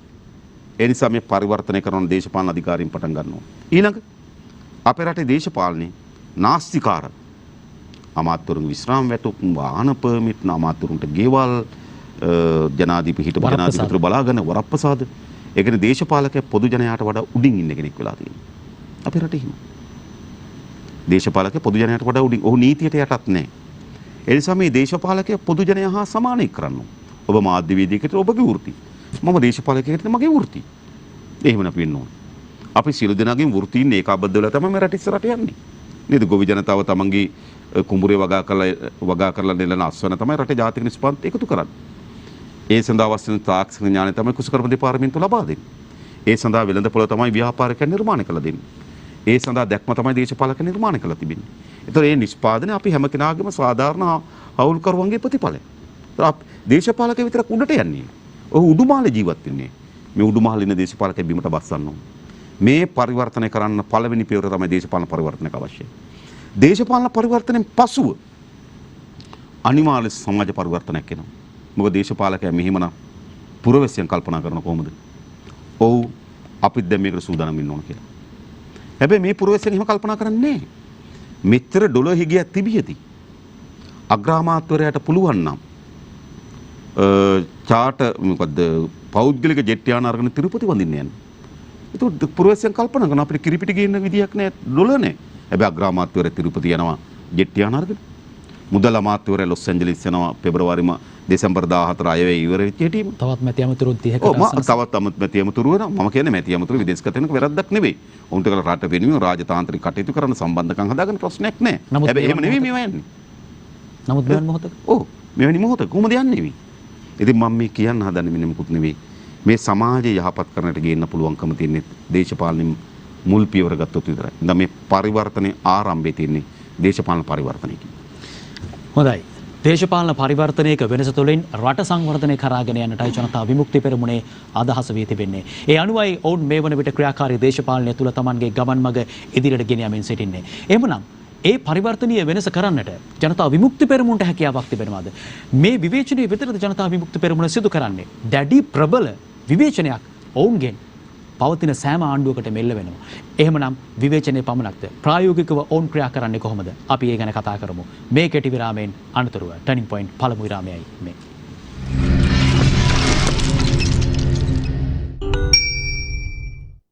ටර්නින් පොයින්ට් විරාමයෙන් අනතුරුව ඔබ යලිත් එක්වන්නේ. අපිත් එක්ක අද දවසේ එකතු වෙන අපේ ආරාධිත ජනතා විමුක්ති පෙරමුණේ නායක අනුර කුමාර දිසානායක මහතා. අපි විරාමයට පෙර දීර්ඝ වශයෙන් සාකච්ඡා කළා මේ දිනවල වැඩි වශයෙන්ම දේශපාලන වේදිකාව තුළ සාකච්ඡාවට බඳුන් වන විශේෂයෙන්ම ආණ්ඩුවෙන් ප්‍රබල පහරක් වදින ජනතා විමුක්ති පෙරමුණ නායකතුමා අනුර කුමාර දිසානායක මහතා විසින් නම් කරපු ඒ කැබිනට් අමාත්‍ය දුහුර පිළිබඳව ඒ තොරතුරු අපි කතා කළා. දැන් අපි කතා කරන්න සූදානම් වෙන්නේ පක්ෂය පිළිබඳව. ජනතා විමුක්ති පෙරමුණ පිළිබඳව. මම මේ විරාමයට යන්නටත් කලින් කිව්ව කාරණේ තමයි බොහෝ දෙනෙක් කියන්නේ ජනතා විමුක්ති පෙරමුණ ඉන්නවනම් නියමයි. නියමයට දෙන්නේ නැති. ජනතා විමුක්ති පෙරමුණේ කවුරු ජේපී කවුරු හිටියද නියමයි. එහෙම තමයි ජනතාවගේ මිනිස්සුන්ගේ හිතේ තියෙන්නේ. පුදුම විවේචනයක්, ප්‍රබල විවේචනයක්, කෙනෙක්ට නැවත පිළිතුරු ලබා දෙන්නට අපහසු වූ කරුණු කාරණා ඒකරාශී කර ගනිමින් ඔබ ඇතුළු කණ්ඩායම 3 දෙනා පාර්ලිමේන්තුවේ ප්‍රබල හඬක් නගනවා. සීනුවක් නෙමෙයි පාර්ලිමේන්තුවේ සමහර ලාවට ඒ හඬ ගන්ඨාරයක් බවට පත් වෙනවා. පාර්ලිමේන්තුවෙන් පිටතත් එහෙමයි. විවේචනය විතරක්මද තියෙන්නේ? විවේචනයට එහා ගියපු ප්‍රැක්ටිකල් ප්‍රායෝගික ක්‍රියාකාරීත්වය ඔබතුමාලා කොහොමද රටට ඔප්පු කරන්නේ? ඇත්ත ඒ කියන්නේ සමහර සමාජෙත් අපිට අදහසක් තිබෙනවා. ඒගොල්ලෝ විවේචනය තමයි කරන්නේ. ඒගොල්ලෝ හදන ගැන, ඒගොල්ලන්ගේ ප්‍රතිපත්ති ගැන කියන්නේ නැහැ කියලා. ඇත්තටම මේක සාධාරණත් නැහැ. ඒ කියන්නේ පහුගිය ජනාධිපතිවරණය අපි බැලුවොත් අපි රට ගොඩනැගීම සඳහා ප්‍රතිපත්ති මාලාවක් ඉදිරිපත් කරා විතරක් නෙවෙයි. අපි වෙනම ප්‍රතිපත්තියෙන් ඉදිරිපත් කරා ශේෂ්ත්‍ර 10කට. කුසකර්මාන්තයට වෙනම ප්‍රතිපත්තිය, අධ්‍යාපනය, ප්‍රවාහන, කලා ශාස්ත්‍රය, පරිසරය, ආර්ථිකය වගේ ශාස්ත්‍රවල. හැබැයි අපි ප්‍රතිපත්ති කොච්චර කිව්වත් ඒ ප්‍රතිපත්ති සමාජයේ ධාරණය කරගන්නේ අපි ප්ලේස් වෙලා, අපි ස්ථානගත වෙලා ඉන්න තැනට අනුරූපීව. පැහැදිලි. අපි විපක්ෂයේ විදියට නම් අපි ස්ථානගත වෙලා ඉන්නේ. අපේ ප්‍රතිපත්ති සමාජයේ ධාරණය කරගන්නේ උකහාගන්නේ නැහැ. ඇයි? ඒගොල්ලෝ ආණ්ඩුවක් ගන්න නැහෙනේ. ඒගොල්ලෝ විපක්ෂයේ. එතකොට ඒගොල්ලෝ අපෙන් වැඩිපුර අපේ ධාරණය වෙන අපේ ප්‍රහාරය. ඒ නිසා ටිකක් ඔබ කියු පරිදිම අපි සමාජගතලා තියෙන වැඩිපුර ප්‍රහාරකයන් විදියට. ඒක හරි. හැබැයි ප්‍රහාරත් අත්‍යවශ්‍යයි. ප්‍රහාරයේ නොතිබෙන්න අපි මේගොල්ලෝ ගැන ඉලදරව් නොකරන්න තාමත් මේ රටේ පුරවැසියන් මේ දේශපාලන කඳවුරු දෙක ගැන හිතන්නේ සුදු රෙදි ඇඳගත්තු සාන්තුරන් කියලා. හැබැයි ඔවුන්ගේ සුදු ඇඳුම යට තිබෙන කිලිටිභාවය, කළුභාවය අපි මේ සමාජයට ඉදලරු කරලා තිබෙනවා. ඒ නිසා අපි ඉදිරිපත් කරන ලද විවේචන දැන් ඉතින් අපිට කියන්න ඕනෙත් නෑ. ඒක දැන් සමාජය කියන්න පටන් ගන්න තියෙනවා. ඔව් මේගොල්ලෝ වංචනිකයෝ, අපි නෙවෙයි කියන සමාජය. මේගොල්ලෝ අපේ රට ණයභාවයට හිර කරා, අපි නෙවෙයි කියන සමාජය. ඒ නිසා දැන් අපි ටිකක් විවේචන අඩු කරලා තියෙන්නේ. හරිද? දැන් අපි හිතනවා මේ වෙලාව තමයි අවස්ථාව රට ගොඩනැගීම් පිළිබඳ අපේ දැක්ම සමාජගත කරන්න. ඒ නිසා පසුගියදා ජාතික ජනබලවේගී ජාතික නියෝජිත මහා සමුළුව පවත්වලා ඒදී අපි මේ රට මුහුණ දී තියෙන අරබුදෙන් ගොඩේම සඳහා කඩිනම් වැඩපිළිවෙලක් අපි ඉදිරිපත් කරා. කෙටි කාලීන කඩිනම් වැඩපිළිවෙලක්. නමුත් ඒක පුළුල් කරගන්න ඕන තව දිගු කාලයක්. නමුත් මේ නිශ්චිත මොහොතට අවශ්‍ය වැඩපිළිවෙලක් ඉදිරිපත් කරා. ඒ නිසා මම හිතනවා දැන් තමයි අපි රට හදනගෙන දැන් අපෙන් අහනවා. අපෙන් පුරවැසියන් අහනවා. අපි සාකච්ඡාවට ගියත් අපිත් කියන්නේ දැන් විවේචනය අපි කෙටියෙන් කරන්නේ, වැඩි තියන්නේ නැහැ. ඔයගොල්ලෝ අපි ගැන අපෙන් ප්‍රශ්න අහන්න. ඒක ගොඩාක් ඒවා අහනවා ඒගොල්ලෝ. ඒ නිසා දැන් තමයි අපිට අවස්ථාව ලැබිලා තිබෙන්නේ මේ රට ගොඩනැගීම් පිළිබඳ අපේ ප්‍රතිපත්ති සමාජගත කරගන්න. ඊට පෙර අපි කොච්චර ඒක ගැන කිව්වත් ඒක සමාජගත වෙන්නේ නැහැ. මොකද අපි දිහා බලන්නේ ආණ්ඩුවක් හදන කණ්ඩායමක් ලෙස නෙවෙයි. අපි දිහා බලන්නේ විවේචකයෝ කණ්ඩායමක් ලෙස. ඒතර සමාජයට යන්නෙම ප්‍රබල වෙන්නෙම අපි ඉදිරිපත් කරන විවේචනය කියන සාධකේ. ඒ නිසා දැන් අපි වැඩි බරක් තියලා මේ රට ගොඩනැගීම් පිළිබඳ කරුණු අපි ඉදිරිපත් කරමින් තිබෙනවා. ඒ නිසා අපි හිතනවා පොදු පුරවැසියන් මේ තත්ත්වය ඉතා ඉක්මනින් මඟ හැරලා ඔව් විවේචනයක් තියෙන ඒගොල්ලෝ ගාව තමයි. හැබැයි රට ගොඩනැගීම් පිළිබඳ දැක්ම සහ වැඩපිළිවෙල තියෙන ඒගොල්ලෝ ගාව කියන එක පිළිබඳ විශ්වාස කරයි කියන දැඩි විශ්වාසයක් අපිට තිබෙනවා. ඔව් දැන් ඔබතුමා හොඳ තැනකට එනවා. දැන් JVP එක ආවනම් මරු. JVP එක හොඳ පීක් එකේ ඉන්නවා. මේ ඡන්දේ කාලේ ඇහෙන කතා. හැබැයි ඡන්ද පෙට්ටියේ ගණන් කරලා බලනකොට JVP එකට ඡන්දෙ වැටලා නැහැ. අර හොඳම උදාහරණයක් වේ. ඔබතුමන්ලම ඉස්සර මේකට සඳහන් කළා. ආදරය කරලා කසාද බඳින්නේ වෙන කවුරු හරි. හැබැයි ඊට පස්සේ කසාද බැඳලා පස්සේ නැවත ආදරය කරපු ගැන හිතනවා. ඒ වගේ තමයි ජනතා විමුක්ති පෙරමුණ ගැන හිතනවා. මොකක්ද මේකට හේතුව? ඇයි පෙට්ටියට මේ ආදරණීය ඡන්දෙ වැටෙන්නේ නැත්තේ? ඇත්ත. ඒ කියන්නේ ජනතාවගේ කැමැත්තක් අපිට තියෙනවා. හැබැයි ඒ කැමැත්ත ඡන්දෙ බවට පත් වෙලා නැහැ. ඒ නිසා ඡන්දෙන් පස්සේ බොහෝ අය කියනවා මේ අපි ඊට වඩා ඕගොල්ලන්ට බලාපොරොත්තු වුණා. එහෙනම් අපිට ඡන්දෙ එයා දීලත් නැහැ හොඳේ. එයා ඡන්දෙ දීලා නැතුව හැබැයි අපේක්ෂා කරලා තියෙන මොකද්ද? ඒයි කියලා. ජනතා විමුක්ති පෙරමුණට මේට වඩා ඡන්ද ප්‍රමාණයක් ලැබෙවි කියලා. ඒ නිසා අපි මුහුණ දීලා තියෙන අභියෝගය තමයි අපේ තියෙන කැමැත්ත ඡන්දය බවට පත් කරගන්නේ කොහොමද? මම මේට කරත්මික අවස්ථා කීපයක් පැහැදිලි කළා තියෙනවා. මම නැවත කියන්නම්. අපි ඡන්දෙ පිළිබඳ මොන දේශපාලන අදහස් අර්ථකථන තිබුණත් අවසානයේදී පුරවැසියා ඡන්ද පොළට යන්නේ. අවසානයේදී පුරවැසියා ඡන්ද පොළට යන්නේ ආණ්ඩුවක් හදන්නේ. ඡන්දේ අවසානයේ දැන් ඔබලගේ මාධ්‍ය නාලිකා බැලුවොත් ඡන්ද දිනේ වාර්තා කරන්නේ කොහොමද? කවුද ආණ්ඩුව හදන්නේ? එන අවසානයේ මුළු ඡන්දෙම ඉලක්කගත වෙනවා ආණ්ඩුව පිහිටවන්නේ කවුද කියන තැනට. ඒතර අපි ආණ්ඩුව පිහිටවන බව පේන්නේ නැත්නම් අපි ඡන්දෙට අදාළ නැහැ. ඒතර වෙන දේ තමයි පුරවැසියන්ගේ හිතේ ඔළුවේ හදාගෙන තියෙන අඩු නපුර වැඩි නපුර ලෙස මේ ඡන්ද දෙපැත්තට දෝලණය වෙනවා. ඔක තමයි සිද්ධ වෙන්නේ. අපිට ඡන්ද කාලේ බොහොම සාධාරණ කටයුතු. නෑ අවසානයේ කවුද හදන්නේ කියලා අහනවනේ. ඒ කියන්නේ අන්තිමේට ඡන්දේ ફોකස් වෙන්නේ ආණ්ඩුව පිටවන්නේ කාටද කියන එකට. ඉතින් අපි ආණ්ඩුව පිටවන්නේ නැත්නම් අපි ඡන්දයට අදාළ නැති වෙනවා. එහෙනම් අපි ප්‍රවේශයේ බවට පත් වෙන්නේ සමාජයේ ඇතුලේ අපිටත් ආණ්ඩුව පිටවිය හැකි කියන මතය අපි තහවුරු කරන්න ඕනේ. ඒක නිකන් කරන්න බෑ. අපි කිව්වට වචන වලින් බෑ. ඒ ආණ්ඩුවක් ගොඩනැගීමට සමත් වෙන කණ්ඩායමක් අපි සමාජගත කරන්න ඕනේ. අපි උඩ සිට පහළ සෑම ගමක් දක්වාම අපේ ජන සභා ටික අපි පිහිටවන්න ඕන. විවිධ වෘත්ති නීතිඥ කණ්ඩායම්, විශ්වවිද්‍යාල ආචාර්යවරුන්, ඉංජිනේරුවන්, කුසි විද්‍යාඥයින්, පසු වෛද්‍යවරුන්, වෛද්‍යවරුන් මේ වගේ විවිධ සමාජ ස්තරයන් අපි සංවිධානය කරන්න ඕන. සංවිධානය කරලා විශාල මහජන ව්‍යාපාරයක් හදලා අපි පෙන්වන්න පුළුවන් වුණොත් මෙන්න අපි මේ රටේ විශාල මහජන ව්‍යාපාරයක් ගොඩනගලා තිබෙනවා. මේ මහජන ව්‍යාපාරයට බලයගත හැකි කියලා අපි පෙන්වුවොත් සමාජ විශ්වාස කරොත් ඔය තියෙන මලකඩ නේද ඔක්කොම කඩාගෙන සුවිශාල ජයග්‍රහණයක් අත්පත් කරගන්න. දැන් ජනතාව දැන් අපේ රටේ ජනතාව මේ අනුරමැතිතුමා දැන් බොහොම බුද්ධිමත් ජනතාවක් ඉන්නවනේ. සාක්ෂරතාවය කියවන්න ලියන්න පුළුවන් හොඳ ජනතාවක් ඉන්නවා. හැබැයි මේ අවුරුදු 70ක කාලයක් පුරාවටම ජනතාව බොහොම විදිහට ප්‍රධාන දේශපාලන පක්ෂ දෙක වටා කේන්ද්‍ර කරගනිමින් මේ බලය සම්බන්ධයෙන් වුණු ලොකු රැවටීමකට ලක් වෙලා තියෙනවනේ පැහැදිලි ලෙසම. හැබැයි ප්‍රශ්නේ තියෙන්නේ මේ විදිහට ජනතාව රැවටිලා ජනතාව මේ වගේ ප්‍රශ්න ගොඩකට මැදි වෙලා ඉන්න ප්‍රධාන දේශපාලන පක්ෂ දෙකත් එක්ක එකතු වෙලා. එහෙම තියෙද්දිත් ජනතා විමුක්ති පෙරමුණට බලය ලබා දෙන්නේ නැහැ කියන්නේ සමහරට ජනතා විමුක්ති පෙරමුණ පිළිබඳ විශ්වාසයක් තාම රටේ ජනතාවට නැති එක. ඒක හරි. ඒක හරි. ඒ කියන්නේ අපි තාම සමත් වෙලා නැහැ පොදු ජනයා වෙත අපි තමයි ඕන් විශ්වාස කළ යුතු දේශපාලන ව්‍යාපාර සහ බලවේග කියලා ඉට්ටු ගන්නන්නේ. ඒක අපේ ප්‍රශ්නය. ඒක ඔබ කියන එක ඇත්ත. හැබැයි මම මේ කියන්නේ අපි පුරවැසියන් පොදු ඡන්දදායකයා ඡන්ද දෙන්නේ තර්කණයකට. ඒක තර්කයක් තියෙන ඡන්ද දෙන්නේ. පසුගිය ජනාධිපතිවරණයෙන් උඩ තර්ක දෙපැත්තෙන් තර්ක දෙකක් නිර්මාණය කරා.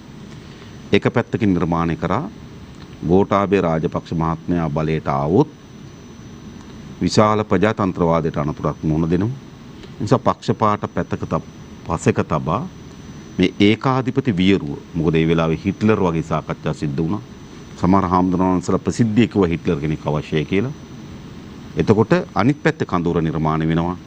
නෑ తాවකාලිකව හරි අපි එකඟතාවයකට එන්න ඕන හිට්ලර් පාලනය පරාද කරන්න කියලා. ඒතර පොදු ජනය ඒ තර්කණයට යට වෙනවා. අනිත් පැත්තෙන් තර්කයක් හදනවා. අනිත් කඳවුර ඇවිල්ලා විවිධ බලවේග එකතු වෙලා තිබෙන්නේ රට අනාරක්ෂිත භාවයට පත් වෙනවා. විශාල මුස්ලිම් විරෝධයක් ගොඩනගලා තිබුණා. මේ මුස්ලිම් නායකයන්ගේ සහාය තිබෙන්නේම කඳවුරට. ඒ නිසා මව්බිම අනතුරුයි. ඒතකොට ඒ කණ්ඩායම මව්බිම බේරා ගැනීම සඳහා අවසන් අවස්ථාව එමෙන්නේ. ඒ අවසන් අවස්ථාව විසින් මොවුන් තෝරාගත යුතුයි. ඒතර මේ දේශපාලන කණ්ඩායම් දෙක සමත් වෙනවා. ඇත්ත ප්‍රශ්න යට ගහලා ඔවුන් විසින්ම ප්‍රශ්න නිර්මාණය කරලා දෙනවා තර්කණයකට. ඒ නිසා පුරවැසිය ඒ තර්කෙට తాවකාලිකව යටත් වෙනවා. ඔය තර්කෙ පිළිගන්න. එහෙනම් අපි දැන් ගොඩනගන්න ඕන නේ අලුත් තර්කයක්.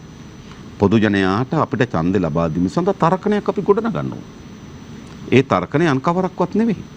මේ පක්ෂ දෙකත් එක්ක දීර්ඝ කාලයක් ඔබ ගමන් කොට තිබෙනවා. මේ පක්ෂ දෙකේ පාලනයෙන් පසු අවසානයේදී අපි විත්තියට හේතු කළ තුම රට සහ ජනතාව අපි විශාල අසීරුතාවයට පත් වී තිබෙනවා. දැන් අපිට තර්කණයක් තිබෙන ඒකෙන් මිදෙන්න. ඒකෙන් මිදීම සඳහා එකක් ඒ ප්‍රශ්නේ තීරුම් කර දීම, දෙකේ ප්‍රශ්නෙන් ගොඩේීමේ මාර්ගය තීරුම් කර දීම, තුන ඒ ප්‍රශ්نين විසඳුම අපි ගාව තියෙනවා කියලා තාවුරු කිරීම. මේ තර්කණය අපි ගොඩ නැගුවොත් මේ තත්ත්වය වෙනස් වෙයි කියලා අපි හිතනවා. හොඳයි දැන් අපි ප්‍රධාන පක්ෂ දෙක ගත්තොත් ශ්‍රී ලංකා නිදහස් පක්ෂය කැඩිලා බිඳලා ගිහිලා තමයි පොදුජන පෙරමුණ නිර්මාණය වෙන්නේ. ඒ වගේම තමයි එක්සත් ජාතික පක්ෂය කැඩිලා බිඳලා ගිහිලා සමග ජන බලවේගය නිර්මාණය වෙනවා. එතකොට මේ අලුත් කණ්ඩායම් දෙකක් ඇවිල්ලා තමයි මේ පාර Tamanගේ බලය තහවුරු කරගන්නේ. හැබැයි ජනතා විමුක්ති පෙරමුණ මේ දේශපාලන ධාරාව තුළ පැරණි පක්ෂයක් ලෙස සිටමින් ජනතා බලයක් තිබෙද්දිත් ක්‍රමයෙන් ජනතාවගේ මේ බලාපොරොත්තුව සහ ජනතාවගේ තියෙන කැමැත්ත අඩුවීමේ ප්‍රවණතාවයක් පෙන්නුම් කරලා තියෙනවා. මම පුංචි උදාහරණයක් විදිහට මේ කාරණය සඳහන් කරන්නම්. 1994 දී ආසන සංඛ්‍යාව ලබා ගන්නකොට මන්ත්‍රී දුරාසන 1යි 2000 දී එය 10ක් දක්වා වර්ධනය වෙනවා. 2001 දී 16ක් දක්වා වර්ධනය වෙනවා. 2004 දී ස්වර්ණමය කාලය ආසන 39ක් මන්ත්‍රී දුරාසන. 2010 දී 4යි, ඒ වගේම 2015 දී 6යි. 2020 දී මන්ත්‍රී දුරාසන 3ක් බවට පත් වෙනවා.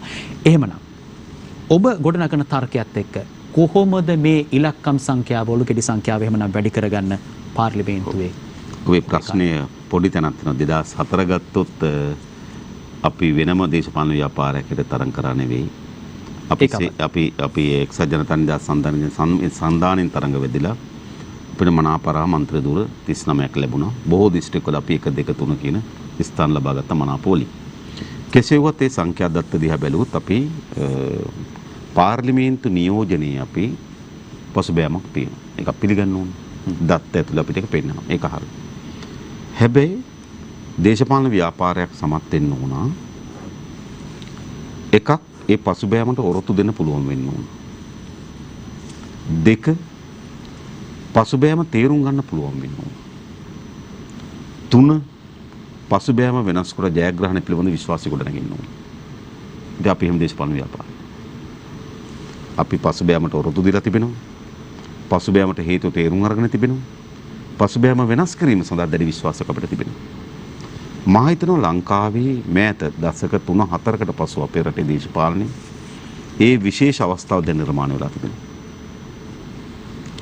මීට පෙර ලංකාවේ දේශපාලන සිතියම තිබුණේ ඒ කියන්නේ සූත්‍රයේ දේශපාලන සූත්‍රයේ ෆෝමියුලා එක තිබුණේ ආණ්ඩුව තියෙනවා. ඒ ආණ්ඩුව අප්‍රසාදයට පත් වෙලා තිනවා. ඊළඟ ආණ්ඩුව පේනවා.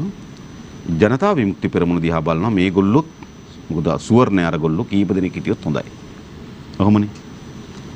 එක්සත් ජාතික පක්ෂ ආණ්ඩුව තියෙනවා. ඒක අප්‍රසාදයට පත් වෙලා ඊළඟ මහින්ද මහත්තයාගේ ශ්‍රී ලංකා ආණ්ඩුව වෙන බව පේනවා. ජයිපි දිහා බලනවා මේගොල්ලොත් 3-4ක් හිටියොත් හොඳයි. ඕක තමයි සාම්ප්‍රදායිකව අපේ රටේ පසුගිය සෑම මැතිවරණ තිබුණු දේශපාලන සූත්‍රය.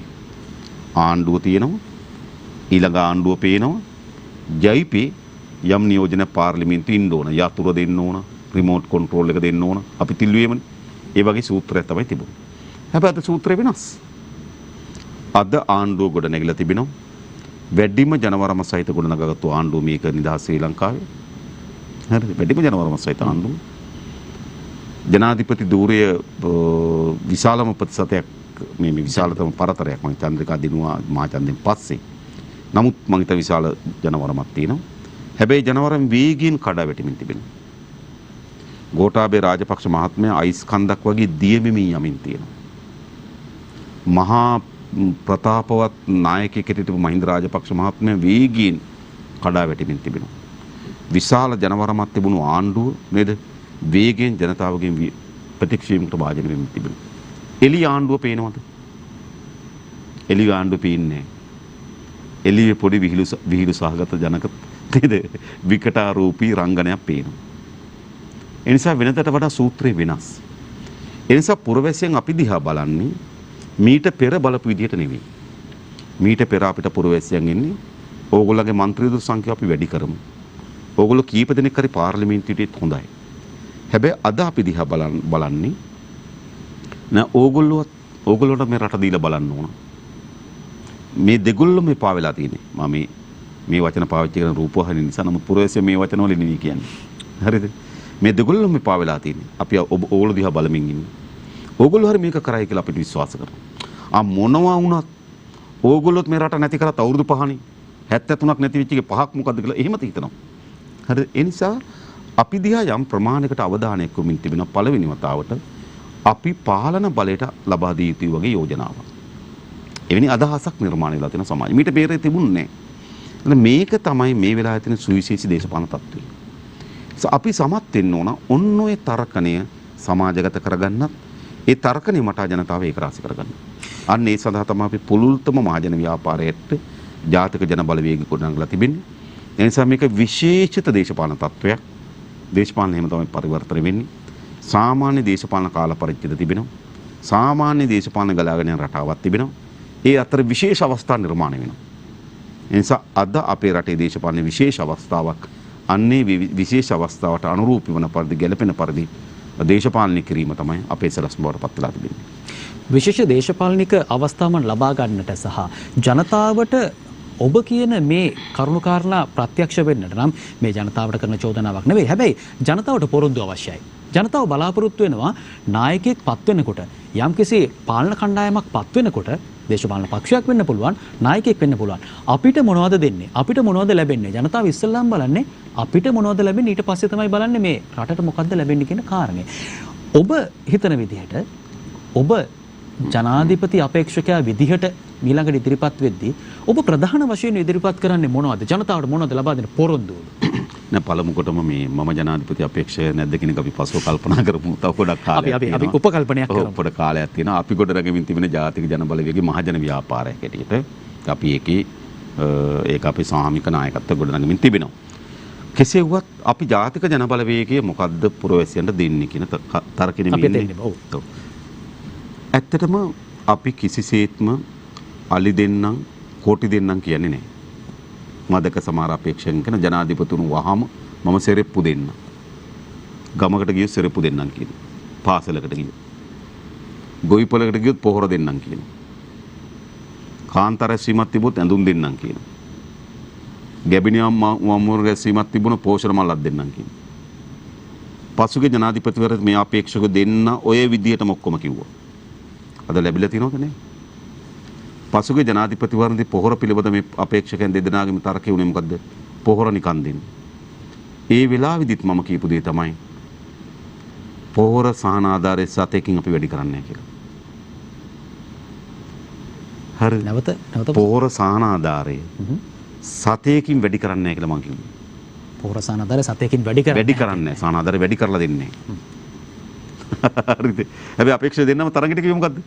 වැඩි කරනවා. නිකන් දෙනවා. හරි මට මතක ගෝඨාභය රාජපක්ෂ මන්ත්‍රීතුමේ අනුරාධපුරේ පළවෙනි රැස්වීමේදී මම එනකොට මහින්ද අයියා මට කතා කරලා කිව්වා 350ක් ගන්න එපා ගොවින්ගේ නිකම්ම දෙන්න කියලා. කෑ ගහලා කිව්වම නිකම්ම දෙනවා කියලා. බොරුනේ. හැබැයි ඔය ප්‍රශ්නේ තියෙනවා. ඊළඟට අපිට සමීක්ෂණ කණ්ඩායමක් ඉදිරිපත් කරපු වාර්තාවක් තිබුණා. ඒ වාර්තාවේ අපි ගැන අහපුවම කියන අපි ආර්ථිකය හදයිද? ඔව් කියන අපි ආර්ථිකය හදයි. Tamanට යමක් ලැබෙයිද? නෑ ඒ පිළිබඳ පොඩි ඍණාත්මක අදහසක් තියෙනවා. රටේ ආර්ථිකය හැදෙයි. හැබැයි Tamanට යමක් නොලැබෙයි වගේ. ඒක තමයි අපි දිහා බලමින් තියෙන්නේ. මම කියන්නේ රටේ ආර්ථික හැදීමම තමයි ඔබට යමක් ලැබෙන්නේ. එසේ නැතුනේ. ඒ නිසා අපි රටේ ජනතාවට කියන්නේ අද අපේ රටේ ආර්ථිකය බිඳ වැටී තිබෙන තැන හොඳින් තේරුම් ගන්න. හරිද? පසුගිය අවුරුද්දේ විතරක් මා දැක්ක වාර්තාවක් සඳහන් වී තිබෙනවා. ට්‍රිලියන 1.4ක් මුදල් අච්චු ගසා ඇති බව. ලක්ෂ ඒ කියන්නේ 1.4ක් කියලා කියන්නේ ඒ කියන්නේ ට්‍රිලියනයක් කියන්නේ කෝටි ලක්ෂය. ඒතර 1 කෝටි 40 ලක්ෂයක්. ඒ කියන්නේ ට්‍රිලියනයක් කියන්නේ කෝටි ලක්ෂය. කෝටි 1 කෝටි 40 ලක්ෂයක් මුදල් මුද්‍රණය කරන තිබෙනවා. හරි දෙවන්ත මුදල් සම්භාරය. ඒතර මේ සල්ලි අච්චු ගැසීමේ ප්‍රතිඵල ඒ වෙලාව මට මතකයි කබ්‍රාල් පාර්ලිමේන්තුවේ දෙවනත් කරලා කිව්වා මුදල් අච්චු ගැසීමේ උද්දමනය බලපෑමක් ඇති කරන්නේ නැහැ කියලා. නමුත් අද මොකද සිදු වී තිබෙන්නේ? සරල ආර්ථික විද්‍යාව ඉල්ලුම සහ සැපයීම අතර. ඒ සරල ආර්ථික විද්‍යාව.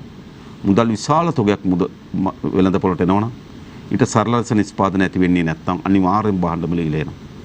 අද මොකද සිදු වී තිබෙන්නේ මේ ප්‍රතිවිපාකයට විශාල භාණ්ඩ වේගයකට මුහුණ දී තිබෙනවා. මිල ඉහළ යාමට මුහුණ දී තිබෙනවා. ඒ වගේම අපිට ඩොලර් උපයා ගන්න බැරි වී තිබෙනවා. අපිට ණය ගන්න සිදු වී තිබෙනවා. වරායෙන් භාණ්ඩ ටික නිදහස් කරගන්න බැරි වී තිබෙනවා. අපිට ණය වාරික ගෙවා ගන්න බැරි වී තිබෙනවා. කිරිපිටි මිලදී ගන්න පොලිමින්ද සිදු වී තිබෙනවා. පළවෙනි වතාවට නේද අවුරුදු දශක 50කට වඩා වැඩි කාලයක් දැල්වෙමින් තිබුණු සපුගස් කන්දේ පිරිපහදුවේ ගිනි දැල්ල නිවා දමන්න සිදු වී තිබෙනවා. විශාල සංවාදයක් ඇති වී තිබෙනවා විදුලිය අද කපයිද හෙට කපයිද කියලා. හරිද? එතන මෙවැනි විශාල කඩාවැටීම තියෙන රටක කවුද අලි දෙන්නම් කොටි දෙන්නම් කියලා කියන්නේ. අපි කියන්නේ. හැබැයි අපි මේ රටේ ජනතාවට එක සහතිකයක් දෙනවා.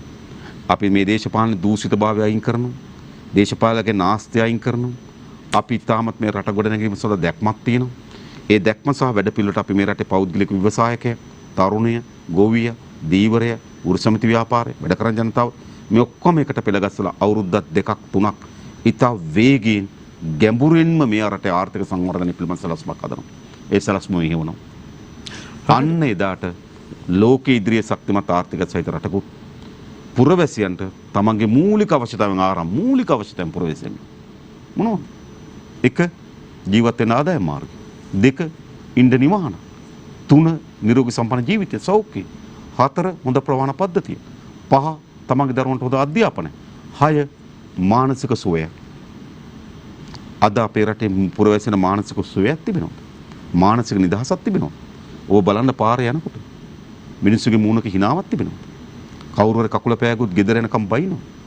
ත්‍රිවිල් එකේ නැංගුත් ත්‍රිවිල් එක තව ත්‍රිවිල් එකකට කැපුවොත් නේද කෑග ගහ බයිනවා. මිනිස්සු පොළට ගිහිල්ලා නේද තෙරපුණොත් එතන රණ්ඩුවක් ඇති වෙනවා. නේද වැක්සින් එක ගන්නකොට අපි දැක්ක රණ්ඩුව. බහඬ මිලදී කරනවා අපි දක්වන රණ්ඩුව. ගෑස් පොලිමිය අපි දක්වන රණ්ඩුව. මොකද්ද මේ සිදුවී තිබෙන්නේ? එකිනෙකා රුස්සන් නැති සමාජයක්, මානසික නිදහසක නැ මානසික ආතතියකින් පෙළෙන සමාජයක්. මේ සමාජයක ඉස්සරහට යන්න බෑ.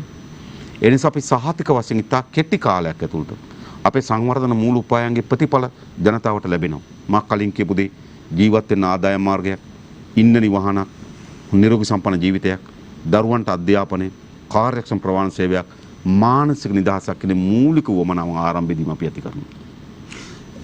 ඒ තමයි ජනතාවට අප ලබ දෙන පොරොන්දුව. ඔබ ඔය පොරොන්දු සියල්ලම ජනතාවට ඇත්තටම මම හිතන්නේ ජනතාවට ඒ සම්බන්ධයෙන් යම්කිසි සිතා බැලීමක් සිදු කරන්නට අපි කාලයක් ලබා දෙන්නට අවශ්‍යයි. විශේෂයෙන්ම සඳහන් කරන්න ඕනේ දැන් මේ කියන කාරණාත් එක්ක පුංචි බාධා කිරීමක්. දැන් ඔබ සඳහන් කරන මේ කාරණා වලට ජනතාව අනිවාර්යයෙන්ම එකග වෙනවා. ජනතාවට ඒ එකගත්වය ලැබෙයි කියන විශ්වාසය තියෙනවා. හැබැයි දැන් අද ඉකොනොමිස් සංග්‍රහව පවා සඳහන් කරලා තියෙන කාරණයක් අපේ ණය ගන්න මේ දර්ශකය ගන්නකොට දකුණු ආසියාතික රටවල් අතර ඇෆ්ගනිස්තානයට පොඩ්ඩක් උඩින් තමයි අපි ඉන්නේ. එතරම්ම අපි ණය ප්‍රමාණයක් අරන් තියෙනවා. ඔබ කියන ඔය මානසික සුවතාවය, ඔබ කියන ඔය ආර්ථික විප්ලවය ඇති කරන්න පුළුවන් ද අපි මේ ඇති වෙලා තියෙන අපි මේ අරගෙන තියෙන ණය කන්දරාවත් එක්ක? ඔබ කියන ඔය ආකාරයේ ආර්ථික විප්ලවයක් රටේ ඇති කරන්න පුළුවන් ද මේ තියෙන තත්ත්වෙත් එක්ක? ඔබ හිතන්නේ 1950 දී ජපානයට උඩින් තිබුණු ශ්‍රී ලංකාව ආර්ථික වශයෙන් අද ඇෆ්ගනිස්තානයට සමාන ලෙස ඇවිල්ලා තිබෙනවා. ඒ නිර්ණායකයන් මැදද මේ පාලකයන් අසාර්ථක කියලා තේරුම් ගන්න. ඉතින් ඉස්සරලම අපි පොදු සම්මුතියකට එන්න ඕන. පොදු සම්මුතියකට එන්න ඕන. මේ රට තවත් ප්‍රපාතයකට ඇදගෙන යනවා හැර අලුත් මාවතකට ගෙනීමට මේ පාලක කණ්ඩායම් දෙකට නොහැකි බව. ඒ අතර විවාදයක් තියෙනවද? මම හිතන්නේ අපේ ජීවිතවලට අත්දැකීම් වලින් අද කුස්සියට ගියොත්, කඩේට ගියොත්, දරුවෝ රැකියාවක් හොයාගන්න ගියොත්, දරුවෝගේ අධ්‍යාපනය දිහා බැලුවොත් අද අපිට ජීවිතයේ අත්දැකීම් වලින් ඔප්පුකට හමාරයි. තවදුරටත් මේ කඳුරු දෙකත් එක්ක ඉදිරි ගමනක් නැති බව. එහෙමනම් මම හිතන්නේ ඒක පිළිබඳව විවාද නොකරන්න දැන් ජනතාව. ඇතිද? ඒත් මෙහෙම කියලා හිතන්න එපා. අසාර්ථකයි. එහෙනම් ඊළඟ අපිව ප්‍රශ්න කරන්න අප ඒක කරන්නේ කොහොමද? ඒක සාධාරණයි. පැහැදිලි. ඒක අපිව ප්‍රශ්න කරන්න. ඒක සාධාරණයි. ඇයි? දැන් ඔබ කියන පරිදිම අපේ රට ආර්ථික විශාල ගැඹුරකට ගිහිල්ලා තිබෙනවා. එතකොට මේ ගැඹුරට ගිරී තිබෙන ආර්ථිකයේ ගොඩනැගීම තමයි අපේ අපේක්ෂාව. උදාහරණයකට ගත්තොත් පහුගිය ඔක්තෝබර් මාසේ 30 වෙනිදාට අපේ රටේ මුළු ණය ප්‍රමාණය ට්‍රිලියන 17.3යි. ඒ කියන්නේ රුපියල් කෝටි නේද 17,30,000යි. හරිද? රුපියල් කෝටි 17,30,000ක ණයකරුවන් බවට පත් වී තිබෙනවා. ඉස්සෙල්ලා මගේ ඉලක්කම මම කිව්වේ ඒක ට්‍රිලියන ඔබ සඳහන් කළේ ට්‍රිලියන 7ක්. ඔව් ඒතර අපි හිතමු නිකන් නේද අපි නිකන් සාමාන්‍ය ලෙස ගත්තොත් ට්‍රිලියන 17.3ක ණය කන්දක් තිබෙනවා. ඒ කියන්නේ කෝටි 17,30,000ක ණය කන්දක අපි හිර වෙලා තිබෙනවා. ඒක දෙවන්ත ණය කන්දක් අපිට ගෙවා ගන්න බැරි. ඒ වගේම ගත්තොත් ඒ මධ්‍යම ආණ්ඩුවේ ණය. හැබැයිකට විදුලි බල මණ්ඩලයේ ණය, පෙට්‍රෝලියම් එකේ ණය, එයාලංක එකේ ණය වැටිලා නැහැ. ඒ රාජ්‍ය ආයතන ණය කෝටි 1,30,000යි. හරිද? ඒතර ඔක්කොම එකතු කරපුවාම කෝටි 18,60,000ක ණයකරුවෝ අපි. ඉලක්කම් වලින් සඳහන් කරන්නත් අපහසු ගණන්. ඉතින් දැවැන්ත ණය කන්දක අපි හිර කරලා තිබෙනවා. ඒ නිසා හෙට කාට පාලන බලය ගත්තත් මෙන්න ණය කන්දත් එක තමයි රට ලැබෙන්නේ. ඒ ණයුනි විශාල පංගුවක් අද විදේශීය ණය බවට පත් වී තිබෙනවා. අපිට ආසන්න වශයෙන් වසරකට විදේශ ණය ගෙවීම වෙනුවෙන් වසරකට ආසන්න වශයෙන් අපිට විදේශ ණය ගෙවීම වෙනුවෙන් අපිට අවශ්‍යයි බිලියන 6.7ක් ඩොලර් බිලියන. හරිද? එතකොට අපිට බහණ්ඩ ආනයනය කිරීම වෙනුවෙන් අතිරේක වශයෙන් අවශ්‍ය බිලියන 8ක් අපේ අපනයන ආදායම වගේ බිලියන 8ක් වැඩි ආනයන වියදම. එනම් අපිට බිලියන 14.7ක් ඕන ඩොලර්. අපිට බීගම් ෆැක්ටරි අච්චු ගහන්න බෑනේ. ඒත් අපි ඩොලර් උත්පාදනය කරන්න ඕන. ඩොලර් උපයා ගන්න ඕන. ඩොලර් උපයාම ගැනීමේ මාර්ග අපිට විශාල ප්‍රමාණයක දැයිලා තිබෙනවා. නැවත ඒවට ප්‍රකෘති පණක් දෙන්න ඕන. උදාහරණයකට ගත්තොත් මම ඊට පෙර කිව්වා මේ විදේශගත ශ්‍රමිකයන් ගැන කිව්වා. ඔවුන්ගෙන් ලැබෙන ආදායම අපේ විශාල පංගුවක් ඒක රැක ගන්න ඕන, ඒක වැඩි කර ගන්න ඕන කියලා කිව්වා. ඒතර මම දැක්ක බොහෝ අය උසුළු විසුළු කරා. හැබැයි ඔබට වාර්තාවක් පෙන්නුවොත් ගිය අවුරුද්දේ ජුනි මාසයේ ඉඳන් දෙසැම්බර් වෙනකොට 2020 ජුනි හා දෙසැම්බර් සංසන්දනය කරලා බලනකොට 2021 ජුනි සහ දෙසැම්බර් කාලය තුලත අපේ රටේ බිලියන 2ක් අඩු වෙලා තිබෙනවා විදේශ ශ්‍රමිකයන්ගේ ආදායම. බිලියන 2ක් හොඳේ. චීනට ගිහිල්ලා ඉන්න 1 බිලියනයක් පෝට් සිටි දෙන්නම් කියලා. ඉන්දියාවට ගිහිල්ලා 1 බිලියනයක් ඉල්ලනවා මේ තෙල් ටැංකි සංකීර්ණ දෙන්නම් කියලා. හැබැයි අපිට ගලාගෙන ආපු ඩොලර් බිලියන 2ක් අහිමි වෙලා තිබෙනවා. 2021 මුල් මාස 5 2020 මුල් මාස 5ට වඩා ආදායම වැඩි විදේශගත ප්‍රේෂණ. හැබැයි අවසන් මාස 7 ආදායම බිලියන 2කින් හරියට ගත්තොත් මිලියන 2055කින් අඩු වී තිබෙනවා. American dollar. එනම් මේ අපිට ගෙන්වා ගත හැකි තිබුණු ඩොලර් බිලියන 2ක් අපි අහිමි කරගෙන තිබෙනවා. අපි හිටියනම් ඒක අහිමි කරගන්නේ නැහැ. ඒ වගේම මම එදත් කිව්වා විදේශගත ශ්‍රමිකයන් එහි ඉන්න ශ්‍රී ලාංකික ධනවතුන් ඉන්න ව්‍යාපාරිකයන් ඉන්න ඔවුන් මේ ආයෝජනය කරන්න අවස්ථාව දෙන්න ඕන. ඔවුන්ට මෙහි මුදල් තැන්පත් කරන්න අපි අවස්ථාව ලබා දීලා උන්ට ආරාධනා කරන්න රට ගුවන් ඩොලර් වන්න කියලා. මම හිතන සහතික වශයෙන් ඩොලර් බිලියනක් 1-2ක් අපිට දැන් හොයාගන්න පුළුවන්. එහෙම වුණා නම් අපි හිතනවා අපිට යම් ප්‍රමාණයකට මේක තල්ලු කරගන්න පුළුවන් ආර්ථිකයක් හදාගන්න පුළුවන්. අනතුරු අපේ නිෂ්පාදනය මත පදනම් වෙච්ච ආර්ථික අපි ගොඩ එන්න ඕන. අපි ආනයන සීමාකම් ගැන කල්පනා කරන්න ඕන. අපනයන වෙළඳපොළ අත්පත් කරගන්න ඕන. ඊට අපි හිතනවා ලෝකේ ඔබ දන්නවා මම දැක්ක පහුගිය වාර්තාවක් තියෙනවා සෞදි අරාබිය ලෝකයේ පහුගිය අවුරුද්දේ තෙල් යවලා හොයාගෙන තියෙනවා ඩොලර් බිලියන 113ක් තෙල් යවලා.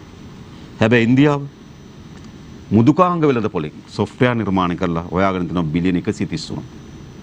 ඒ නිසා තෙල් වලට වඩා විශාල ආදායන මාර්ගයක් බවට පත් වී තිබෙන මුදුකාංග වෙළඳපොළ. නිසා අපි හිතන ලෝකේ මුදුකාංග වෙළඳපොළෙන් අපිට පංගුවක් අත්පත් කරගන්න පුළුවන්.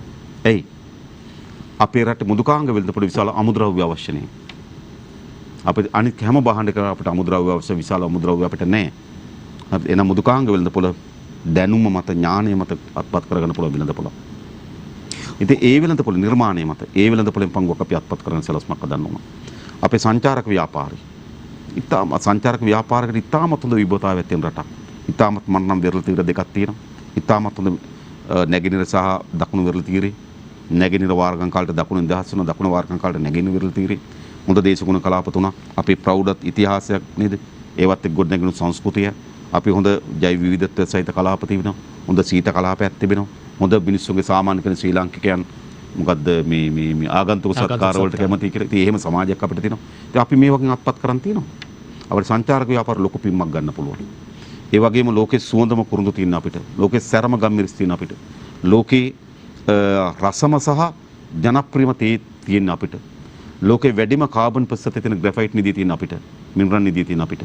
ලෝකේ වැඩිම ඛනිජ ප්‍රතිශතය තියෙන ඛනිජ නිදිය තියෙන අපිට. හරි අප මොනවද මේවා කරලා තියෙන්නේ? මේ පාලක ලැජ්ජ වෙන්න ඕන. මේ ඇති වී තිබෙන ව්‍යසනයේ කිසිවක් අපේ රටේ ස්වභාවික ව්‍යසනයක් නොවේ.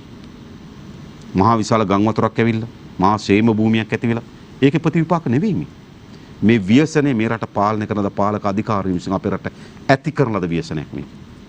ඒ නිසා මේ ව්‍යසනේ ගොඩගැනීමේ මාවතක් අපිට තිබෙනවා. ඒ මාවත ගොඩනැගීම සඳහා මා හිතන කාණ්ඩු මේ රටේ පෞද්ගලික ව්‍යවසායකයන් අපි ආරාධනා කරමු මේ රටේ ඇත්ත කර්මාන්තකරුවන්ට ඇත්ත ව්‍යවසායකයන් සා සුළු හා මධ්‍ය පරිමාණ ව්‍යවසායකයන් උන් තමයි ආර්ථික එන්ජින් එක. අපිට නිදහස් උන්ට සැලසුම ප්‍රාග්ධනය තාක්ෂණය වෙළඳපොළ වල දෙන ආණ්ඩුව බාර ගන්න. ආණ්ඩුවද පෞද්ගලික ව්‍යවසායක රාජ්‍ය සේවද අපි ඔක්කොම එකතු වෙලා අවුරුදු දෙක තුනක් මේ වුණොත් මේ රට හදන්න බැරි. මේ රට හදන්න පුළුවන්. මේ රට හදන්න බැරි නම් ලෝකේ හදන්න පුළුවන් රටක් නැති බව මම දවාගන්න. හොඳයි. මම වැඩි කාල වේලාවක් ලබා දුන්නේ.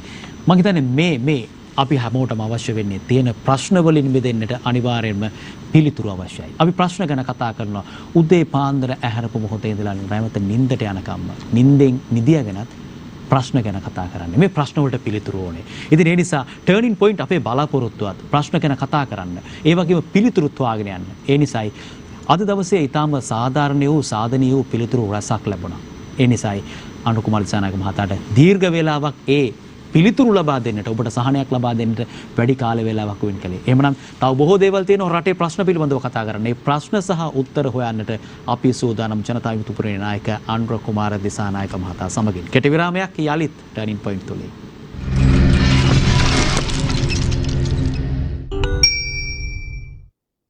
ඔබ යලිත් ටර්නින් පොයින්ට් සමගින්. ටර්නින් පොයින්ට් අද අපේ ආරාධිත ජනතා විමුක්ති පෙරමුණේ නායක අනුරකුමාර දිසානායක මහතා. අනුරකුමාර දිසානායක මහතා සමග අපි බොහෝ කරුණු කාරණා සාකච්ඡා කළා. ජනතා විමුක්ති පෙරමුණ මේ විවේචනයන් ඉදිරිපත් කරනවා වගේම ඒ විවේචන වලට පිළිතුරුකෝ. එහෙමනම් කොහොමද රට හදන්නේ? රට මේ යන ගමන වැරදි. පාලකින් මේ යන ගමන වැරදි කියලා ඔවුන් දිගින් දිගටම චෝදනා කරනවා. එහෙමනම් ඔවුන් යන ගමනේදී කොහොමද ඔවුන් රටත් ජනතාවත් බේරාගෙන මේ ගමන යන්නේ? ඒකට පිළිතුරු තමයි ඔහු දෙවන මේ විරාමය තුලින් විරාමය ගන්නට පෙර අපිට ලබා දුන්නේ. හොඳයි. අපි දැන් නෙමු තවත් ප්‍රධාන ප්‍රශ්නයක්. ප්‍රශ්න ගණනාවක් තියෙනවා. ඒ ප්‍රශ්න ගණනාවෙන් එකින් එක එමු. යුගධන විගිවිසුම. යුගධන විගිවිසුම තමයි මෑත කාලිනව ඔබ යලිත් ආందోලනයක් රට තුල නිර්මාණය කරපු කාරණයක් බවට පත් කළා. ඇත්තටම යුගධන විගිවිසුමට මුලින්ම යුගධන විගිවිසුමට ඇයි ඇත්තටම විරෝධතාවයක්? දැන් වාමවාදී පක්ෂයක් විදිහට ඇමරිකාවට තියෙන විරුද්ධත්වයද මොකද්ද මේ යුගධනයකට මෙච්චරම විරුද්ධ වුනේ? පචුට්ට කර මම ඉස්සර මුදල්ලච්චු ගෙහිම ගැන කිව්වනේ ට්‍රිලියන් 1.4 කියලා. ඔව් මුදල්ලච්චු ගෙහිම. ඔව් ඒක රුපියල් වලින් ගත්තොත් රුපියල් කෝටි 1,40,000යි. කෝටි 1,40,000. රුපියල් කෝටි 1,40,000. කෙසේවත් යුගධන මෙහෙම අපි තියෙනවා අපි කුඩා රටක්. අපිට විශාල බලශක්ති වෙළඳපොළක් නැහැ. අපේ බලශක්ති ප්‍රභවයන් දෙකක් තියෙන අපිට විදුලිය අනිත් එක තෙල්. අපි හැමදාමත් ඉන්න මේ බලශක්ති වෙළඳපොළ විශාල පංගුවක් අපිට නැති නිසා මේ බලශක්ති වෙළඳපොළේ ඒකාධිකාරියක් ආණ්ඩුව සතු තිබී සිටියි. ඒ මොකද මේ බලශක්ති වෙළඳපොළ අත්පත් කරගන්න කෙනා තමයි හෙට රටේ අයිතිය හිමි කරගන්නේ. මොකද විදුලිය නැතුනොත් සියල්ල කඩා වැටෙනවා. ෆ්‍රිජ් එකේ ඉන්න කුකුලන් ඉඳන් එළියට විසි කරනවා. ඉන් තියෙනවනම් හොඳයි. ඇත්ත කතාවනේ. ඔව්. එඳ බලශක්තිය අතිශය වැදගත්. තෙල් වෙළඳපොළත් එහෙමයි. තෙල් කියන්නේ නිකන් අපේ ආර්ථික අපේ ශරීරයක් නම් ඒ ශරීරයේ රුධිරනාල පද්ධතිය හා සමානයි මොකද්ද? තෙල්. ඒ නිසා ඒක අපිව විස්තර වැදගත් ක්ෂේත්‍රයක් බලශක්තිය. එතකොට අපි වගේ කුඩා බලශක්ති ඉල්ලුමක් තිබෙන රටක කවර හෝ සමාගමක් විසින් මේ බලශක්ති වෙළඳපොළ අත්පත් කරගත්තොත් ඒට දේශපාලනයේ ආර්ථිකයේ සුරිභාවය සියල්ල තීරණය කරන්නේ ඔවුන්. ඒ නිසා තමයි අපි බලශක්ති වෙළඳපොළේ අධිකාරීත්වය රජයේ සතුව තබා ඇති ඉන්න ස්ථාවරයේ ඉන්න එක දේශපාලන ස්ථාවරයක්. රටේ ආරක්ෂාවත් රටේ අනාගතයත් වෙන්නේ. එහෙනම් නිශ්චිත වශයෙන් ගත්තොත් කෙරවල පිටේ බලාගාරය ගත්තොත් කෙරවල පිටේ යුගධනව බලාගාරය නිර්මාණය කරලම තියෙන්නේ LNG බවට පරිවර්තනය කරන. දැන් ඒක අපි ඩීසල් වලින් දුවනවා, දෙවි තෙල් වලින් දුවන්න පුළුවන්. ඒක අපිට LNG වලට කන්වර්ට් කරන්න තමයි අපි හදලා තියෙන තාක්ෂණිකව. හැබැයි අපිට ඒකට LNG අපිට ගෑස් අවශ්‍යයි. දුවන ගෑස් ඕනේ. පැහැදිලි. ගෑස් වගේම අපිට ගෑස් බලාගාරය දක්වා ගෙනින්න නල පද්ධතියක් අවශ්‍යයි. ඊළඟ ඒ ගෑස් ගෙනලා ගබඩා කරන ගබඩා සංකීර්ණයක් අවශ්‍යයි. එතකොට මෙතන සාධක හතරක් තිබෙනවා. එකක් බලාගාරය, ඒක ප්‍රශ්නයක් නේ LNG වලට කන්වර්ට් කරන්න පුළුවන්. දෙකේ බලාගාරයට ගෑස් ගෙනින නල පද්ධතිය. තුන ඒ ගෑස් ගබඩා කරන ගබඩා සංකීර්ණය. හතර ඒකට අවශ්‍ය ගෑස් සපයුම. මේක තමයි ව්‍යාපෘතිය. එතකොට විදුලි බල මණ්ඩලයයි සහ තෙල් සංස්ථාව විසින් මේ නල පද්ධතිය ඉදි කරන්නත් මේ ගබඩා සංකීර්ණ ඉදි කරන්නත් ටෙන්ඩර් කැඳවලා තිබුණා. ජාත්‍යන්තර ටෙන්ඩර්. ඒතර මේ නිව් ෆෝර්ට්‍රස් කියන සමාගම මේ ටෙන්ඩරේට ඉදිරිපත් වුණේ නැහැ. හරිද? ඒතර නිව් ෆෝර්ට්‍රස් එනර්ජි කියන සමාගම කරපු දේ තමයි බලාගාරෙන් සිට 40කුත් නල පද්ධතිය එලීමත් ගබඩා සංකීර්ණයත් ඊට අමතරව අවුරුදු 5කට ගෑස් සැපයීමත් ඒකාධිකාරයක් ඉල්ලනවා. ඒතර මේ මුළු පද්ධතියම නිව් ෆෝර්ට්‍රස් කියන එනර්ජි සමාගමට පැවරීම සඳහා මේ ගිවිසුමේ අරමුණ. ඒතකොට සාමාන්‍යයෙන් අපි දන්නවා අපිට ගෑස් ඒ මොහොතේ වෙළඳ පොලේ තියෙන අණුව ටෙන්ඩර් කැඳවලා අපිට ගන්න පුළුවන්. ඒ විතරක් නෙවෙයි ඒකේ තියෙනවා. ඒකට විතරක් නෙවෙයි. ඒ ප්‍රදේශයේ ඇති වෙන ඕනෑම LNG සැපයීම් කරන බලාගාරයකට ගෑස් ගන්න ඕනේ ඒගොල්ලන්ගේ. ඒ විතරක් නෙවෙයි. අපි යම් වසරකට ගෑස් ප්‍රමාණයක් ගන්න යම් පරිමාවක් ගන්න එකඟ වෙනවා. ක්වොන්ටිටි එකක් ගන්න එකඟ වෙනවා. එකඟ වුණාම ගත්තේ නැතත් ගෙවන්න ඕන. ගත යුතුමයි. ඔව් ටේක් ඕ පේ. එක්ක ගනින් එක්ක ගෙවපන්. හරිද? ඉතින් මේක තමයි තිබුණේ. ඉතින් ඒක මුළුමනින්ම යම් යටි උවමනාවක් වෙනුවෙන් ඇති කළද ගිවිසුම. අන්නේ ගිවිසුමින් අපේ රට බලශක්ති ශේෂ්ත්‍රයට ඒක විතරක් නෙවෙයි. ඒක ඇතුළේ තියෙන මහා දූෂිත ගනුදෙනුවට විදුලි බල ඉංජිනේරුවන් ගණන් හදලා කිව්වා ඒ ගෑස් සැපයීම එකතු කළා බලුවා ඩොලර් බිලියන 5ක් විතර වේවි කියලා.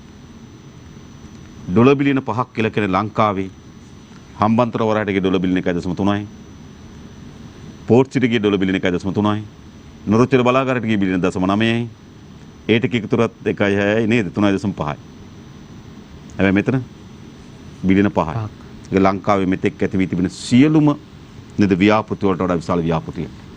හදිසිය රෑ ගිවිසුම් ගහනවා. රෑ 12:06ට මේ ගිවිසුම අත්සන් කරේ.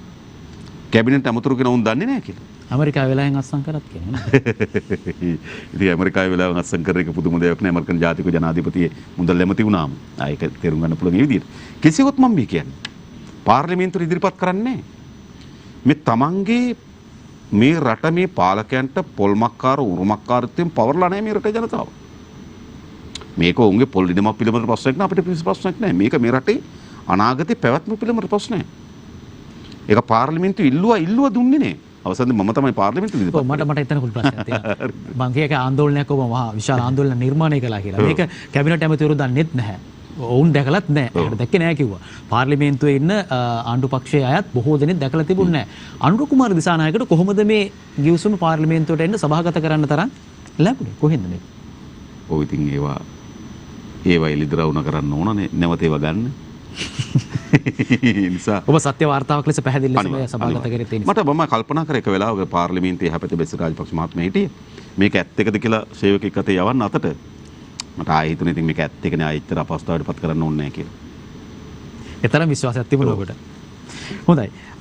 ඊළඟ කාරණේ දැන් අපි යුගතනවියකට ඇයි ඔතරම් විරෝධතාවයක් දක්වන්නේ කියන කාරණේ තමයි අපි ආවේ. දැන් එක පැත්තකින් යුගතනවි එක පිළිබඳව ඒ විදිහට කතා කරලා යුගතනවියකේ තියෙන මේ ගිවිසුම් පිළිබඳ දැඩි ගැටලුකාරී තත්ත්වයක් තිබෙනවා කියන කාරණේ සහ මේ අයිතිය පිළිබඳව රටේ බලශක්තිය වෙනත් රටකට විදේශීය සමාගමට යනවා කියන බරපතල චෝදනාව ඔබ එල්ල කරමින් සිටිනවා. හැබැයි මේ කරුණු කාරණා මේ විදිහට සිද්ධ වෙනකොට ඒකෙන් නවතින්නේ නැහැ. අපේ රටේ තවත් සම්පතක් වෙනකොට අපේ වරායි කොටසක් යනවා ඉන්දියාවේ අදානි සමාගමට. එතකොට අනිත් පැත්තෙන් IOC සමාගමට අපේ තෙල් ටැංකි සංකීර්ණයේ අයිති වෙනවා. හැබැයි ජනතා විමුක්ති පෙරමුණ ඉදිරිපත් කරනවා. ජනතා විමුක්ති පෙරමුණ මීට දැඩි ලෙස විරුද්ධ වෙනවා. ඒත් රජයේ මේ කටයුතු කාරණා සිදු කරගෙන යනවා. එකක් තමයි ආණ්ඩුව මේවට කියනවා ආයෝජන කියලා. මේක කිසිසේත්ම ආයෝජන නෙවෙයි. මේක විකිණීම. විකිණීම. ඇයි අපිට මෙහෙම වෙලා තියෙන කියලා ඔබ ඇහුවා. එකක් මේකට එක හේතුවක් අපි අපේ ලෝක දේශපාලන ඇති වී තිබෙන බල තුලන ඉතා හොඳින් අවබෝධ කර ගැනීමට අසමත් වීම. විශේෂයෙන්ම අපි දන්නවා ලෝකයේ විශාල බල කඳුරු ගණනාවක් නිර්මාණය වී තිබෙනවා. එක්සත් ජනපදයේ මේ පැත්තේ රුසියාව, අර පැත්තෙන් චීනය, අනිත් පැත්තෙන් යුරෝපා සංගමය, මේ පැත්තෙන් ඉන්දියාව. ඒ බල කඳුරු අතර යම් ගැටුමක් තිබෙනවා. වෙළඳ පොළ බෙදා ගන්න, අමුද්‍රව්‍ය අත්පත් කරගන්න නේද? මෙහෙම තරගයක් තිබෙනවා. ඒතර අපි ඉන්දියාව ආසන්නයේ පිටා තිබෙනවා. එනිසා ඉන්දියාව හැම වෙලාවෙම තමන්ගේ ජාතික ආරක්ෂාව සහ ජාතික අභිලාෂයන්ට ලංකාවේ දේශපාලනේ ලංකාවේ ආර්ථික තීන්දුව කොයි ආකාරයෙන් බලපානවද කියලා උන් බලමින් ඉන්නේ. මොකද උන් ලොකු තරංගයකින් අය. ඒතර අපේ පාලකයන් ක්‍රමානුකූලව අපි චීනයට වඩා කිට්ටු කරටත් අදා ගැනීමකට ගියා. දැන් ඔබ ගත්තොත් කොළඹ වරායේ දකුණු ජැටියේ. කොළඹ වරායේ දකුණු ජැටියේ. ඒක කොළඹ වරායේ කන්ටේනර් වලින් 75කට ආසන්න ප්‍රමාණයක් ඉන්දියානු කන්ටේනර්. හැබැයි දකුණු ජැටිය විකුණන දමුවා චීන CICT සමාගමට. ඒක ඉන්දියාව ගැන වුණ අතර තරගයක් තිබෙනවා. ඉන්දියාව ගැන තරකේ තමයි අපේ කන්ටේනර් අද මෙවන්නේ චීන ජැටියක් අපිට ජැටියක් දීපන්. එතකොට අපි මේ වැරදි ආර්ථික මූලෝපායන් ඒක ලෝක දේශපාලනත් එක්ක ඉතාමත් වැරදි ආර්ථික මූලෝපායන් මේකට බලපෑවා. දෙක මේකට හේතු වෙනවා. අපි ආර්ථික වශයෙන් ඇති වී තිබෙන කඩාවැටීම. අපි චීනයෙන් පහුගිය අවුරුද්දේ මාර්තු මාසයේ ඩොලර් යුවාන් බිලියන 10ක ණයක් අපිට ගන්න වුණා. ඔවුන් කිව්වේ ණය මුදල දෙන්න කලින් පෝට් සිට 50 සම්මත කරලා දෙන්න කියලා. අපි සම්මත කරලා දෙනවා. ඊළඟ ඉන්දියාවෙන් පහුගියදා බැසි රාජපක්ෂ මුදල් අමාත්‍යවරු ඉන්දියාවට ගිහිල්ලා ඩොලර් මිලියන 500ක් ඉල්ලා හිටිය තෙල් ගේන්න. තව ඩොලර් බිලියනයක් ඉල්ලා හිටිය සීනි පරිප්පු ආදී අත්‍යවශ්‍ය භාණ්ඩ ගේන්න. ඉන්දියාව කියන රයිට් අපි ණය මුදල දෙන්න තෙල් ටැංකි සංකීර්ණ පවරා දෙන්න කියනවා. දැන් මේ ආර්ථික අවසන් ප්‍රතිවිපාක මොකද්ද සිදු වී තිබෙන්නේ? අපේ රටේ ජාතික සම්පත උන්ට පවරා දෙන්න සිදු වී තිබෙනවා. ඒ පවරා දීමින් ත්‍රිකුණාමලේ තෙල් ටැංකි සංකීර්ණය ගත්තොත් අපි හිතනවා ඒක බ්‍රිතාන්‍ය සමාගමකට අයිති තිබිලා සිරිමා බණ්ඩාරනායක මැතිණියගේ ආණ්ඩුව 1960 දශකයේ පවුන් ලක්ෂ 2කමාරක් දීලා පවරාගත්තු තෙල් ටැංකි සංකීර්ණය. ඒ වෙලාව අපි විදේශ සමාගම අතෝ තිබිලා පවරාගත්තේ මේක අපේ රජයට. අපි සල්ලි දීලා පවුන් ලක්ෂ 2කමාරක් දීලා පවරාගත්තා යුගී.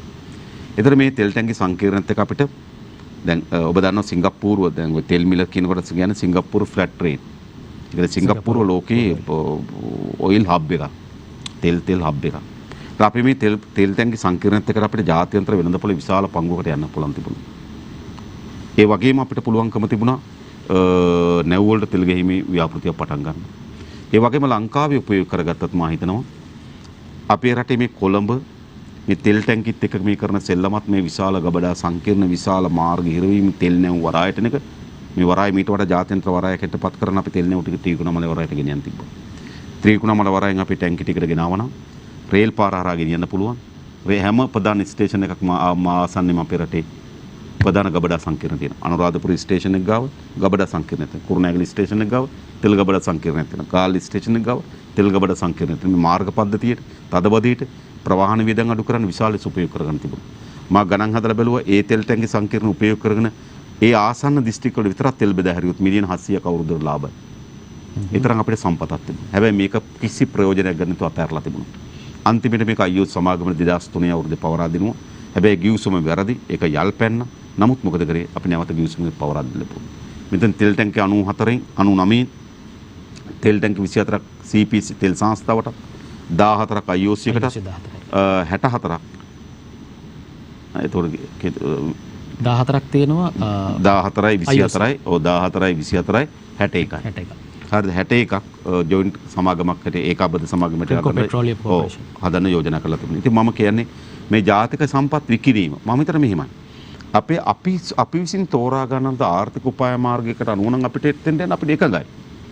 සමහරවිට අපිට තාක්ෂණය නැති වෙනකොට අපිට ප්‍රාග්ධනය නැති වෙනකොට අපිට යම් ඒකාබද්ධ ව්‍යාපෘති වලට යන්න අපි එකඟයි. ඒක මොකක්ද? ඒක අපි විසින් හදාගනු ලබන ජාතික ආර්ථික න්‍යාය පත්‍රයක කොටසක් ඇටියෙට. එහෙම වෙන්න පුළුවන්. විදේශ සමාගම් එකේ ඒකාබද්ධ ව්‍යාපෘති වලට යන්න වෙයි. මම හිතනවා පුල් මුඩේ කණජ වලින්දී සංවර්ධනය කරනවා නම් ඒකට අපිට තාක්ෂණයනේ. හරිද? ඒකට මෙතනින් එහා නිස්සාරණ වලට යන්න අපිට හොඳ තාක්ෂණයක් අවශ්‍යයි. ලොකු ප්‍රාග්ධනයක් අවශ්‍යයි. එතන අපිට තියෙන ඒකාබද්ධ තැනකට යන්න අවස්ථාව. එතන. හරිද? එතකොට ඒ ඔක්කොම යන්නේ මොකද? අපි හදා ගන්නලද ජාතික ආර්ථික උපාය මාර්ගයකට. හැබැයි මේ තෙල් ටැංකි සංකීර්ණනේ අපි හදාගත්තු උපාය මාර්ගයකට. අපිට යෝජනා කරන්නේ මේක ඒකාබද්ධ ව්‍යාපෘතියකට යාම තමයි අපිට වාසි කියලා නැහැ. අපිට ඉන්දියාව විසින් දෙන බලහත්කාරී මැදිහත් වීම, අපි කොටු කර ගැනීම, අපේ ආර්ථික කඩාවැටීම විසින් අපිට එතෙන්ට යන්න වෙලා තියෙනවා. හැබැයි අද ප්‍රශ්න තියෙන්නේ දැන් මේ අපි ওই තෙල් ටැංකි වල 14ක් ඉන්දියාව පාවිච්චි කරමින් හිටියා. අනිත් තෙල් ටැංකි ඔහේ දිරාපත් වෙන්න ඉඩ ඇරලා තිබුණා. ප්‍රශ්න තියෙන්නේ දැන් මේ මෙච්චර කාලයක් අපිත් මේවා පාවිච්චි නොකරපු නිසා ඉන්දියාව හෝ මේ ඉතුරු ටික පාවිච්චි කරන්නේ නැත්නම් මේක ආයෝජනයක් විදිහට හිතලා අපිට බැරිද මේක නිකන් නෙවෙයි 2003 දී රනිල් වික්‍රමසිංහ ආණ්ඩුව ගිවිසුමක් කරා මේක පවරා දෙන්න ලැබුණා. හැබැයි ගිවිසුමේ නිශ්චිත වගන්තියක් තිබුණා. හරි. මාස 6ක් ඇතුළත නිශ්චිත පවරා දීමේ ගිවිසුමකට යන්න ඕන කියලා. ඒතර එහෙම ගිවිසුමකට ගියේ නැහැ. ගියේ නැහැ. හරිද? හැබැයි ගිවිසුමට ගියේ නැතුණාට අවුරුද්දක් පාසා ලක්ෂ ගානේ බදු අරගෙන තියෙනවා. හරිද? ඩොලර් ලක්ෂ ගානේ. හරිද? භාණ්ඩාගාරය අරගෙන තියෙන තෙල් ටැංකි දීලා. හැබැයි ගිවිසුමක් ගහලත් නැහැ. ඊට මට මතකයි චන්දිම ගිරක්කොඩි කන්තල අමාත්‍යවරයා ඔහු තෙල් ටැංකි යම් ප්‍රමාණයක් ගැනීම සඳහා කැබිනට් පත්‍රිකාවක් දැම්මා. කැබිනට් මල්ලේ කැබිනට් පත්‍රිකාව අනුමත වුණා. ලංකාවේ පළවෙනි වතාවට මම හිතනවා අනුමත වුණු කැබිනට් පත්‍රිකාවක් අවලංගු කිරීම කියලා කැබිනට් පත්‍රිකාවක් දෙව රනිල් වික්‍රමසිංහ. එන සම්මත වූ කැබිනට් පත්‍රිකාව අවලංගු කිරීමේ කැබිනට් පත්‍රිකාවක්. හරිද? මගාව දිනවක් අනුත් එක ඉතින් එහෙම කරා මේක. එතකොට අපි මම දන්න අපේ උරු සමිති ව්‍යාපාරයේ මට මතකයි ජාත්‍යන්තර විශාල තෙල් සමාගම් වැඩ කරන තාමත් ඒ ශේෂ්ත්‍රය පිළිබඳ විශේෂ ඥානීතින කණ්ඩායම ඇවිල්ලා මේක පරීක්ෂාවට භාජනය කරලා මේක ගොඩනැගීම සඳහා සලස්මක් ඉදිරිපත් කළා. උරු සමිති ව්‍යාපාරය ඉදිරිපත් කළා තිබුණා මේක ගොඩනගමින් තෙල් සංස්ථාව ලාභදායී ව්‍යාපාරයක් බවට පත් කරගැනීම සලස්මක් ඉදිරිපත් කරා.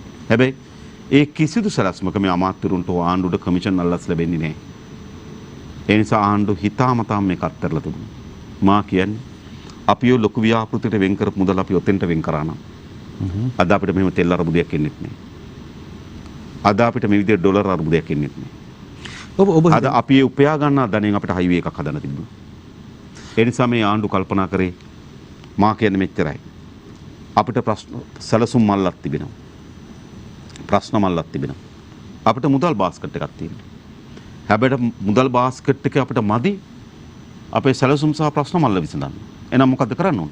අපිට ප්‍රමුඛතාවයක් තියෙනවා. ඔබ ගෙදර වුණත් මුදල් පරිහරණය කරන්නේම ඔබට කොච්චර ප්‍රශ්න තිබ්බත් ඔබ යටේකින් පටන් ගන්නෑ. ඔබේ ප්‍රමුඛතාවය. ඒ එහෙමයි රටක් පාලනය කරන්නේ. එහෙම කරන්නේ නැහැ. මේගොල්ලන් ප්‍රමුඛතාවය උනේ රටේ ආර්ථික උපාය මාර්ගය රටේ ඉදිරි ගමන නෙවෙයි. ප්‍රමුඛතාවය උනේ Tamanට කොච්චර පංගුවක් ලැබෙනවද සාධකේ. ඒ නිසා නිසි ආර්ථික උපාය මාර්ගය සකස් කිරීමට අසමත් වීම තමයි දි รา පත් වීමට හේතුව. හරිද? එහෙම නැතු එකේ දි รา පත් වීමට ඒක අසාර්ථක නිසා නෙවෙයි. එතන ව්‍යාපෘතියක් නැති නිසා නෙවෙයි. ඒක ලාභදායී ව්‍යාපාරයක් බවට පත් කරන්න බැරි නිසා නෙවෙයි. ඒක දි รา පත් වෙන්න හේතුව ඒ පිළිබඳ දැක්ම සහිත වැඩනු කිරීම. දැන් අපි අනිත් අතින් ගන්නකොට ඉන්ධන අර්බුදයක් දරුණු විදිහට අපිට ඉන්ධන අර්බුදයක් ඇවිල්ලා තියෙනවා. දැන් විදුලි අර්බුදයක් අපිට ඇවිල්ලා තියෙනවා. ඔබ දකින්න විදිහට පැහැදිලිවම දැන් එදා වේල ටුවර්ස් වගේ තත්වයකටනේ එදා වේල අපිට කොහොම හරි ලබා දෙන්න තමයි මේ හදන්නේ කරන්ට් එක. විදුලි බලය එදා වේලට යන්නේ. නමුත් හෙට දවසේ කැපෙයිද කියන ප්‍රශ්නයක් අද දවසේ ඇවිල්ලා තියෙනවා. මෙතරම් කළමනාකරණයේ දුර්වල මට්ටමකට එන්නට තරම් අපිට මොකද වෙලා තියෙන්නේ? එකක් අපේ ජාතික ජනන සැලැස්මට අපි යන්න සමත් වෙලා නැහැ. එක දෙක අපි ඩීසල් ගල් අඟුරු ශේස්ත්‍රයේ වගේම පුනර්ජනනීය බලශක්ති ශේස්ත්‍රය පිළිබඳ මීට වඩා අපි අවධානය යොමු කළ යුතු තිබුණා. ඒ පිළිබඳ අපි වේගවත් ජනන සැලැස්මකට අපිට යන්න අසමත් වුණා. දැන් ඇති වී තිබෙන තත්ත්වය ගත්තොත් එකක් අපිට ඩීසල් එකක් අපේ බොරතෙල් පිරිපාදු වැසීම නිසා අපිට දැවිතෙල් දැන් එන්නේ නැහැ. දැවිතෙල් වලින් දුවන බලාගාර නතර වෙන්න සිදු වී තිබෙනවා. ඩීසල් ආනයනය කිරීම සඳහා ඩොලර් නැහැ. ඒ නිසා ඩීසල් බලාගාර අවධානයක ඉන්නවා. ඒ වගේම අපිට මේ අවශ්‍ය ධාරිතාව ඩීසල් වලින් සහ ගල් අඟුරු වලින් ඩීසල් වලින් සහ දැවිතෙල් වලින් සපයා ගන්න බැරි වෙනකොට අපේ ජල විදුලි බලාගාර උපරිම ලෙස ක්‍රියාත්මක කරා. ඒ නිසා වතුරත් හිඳුණා.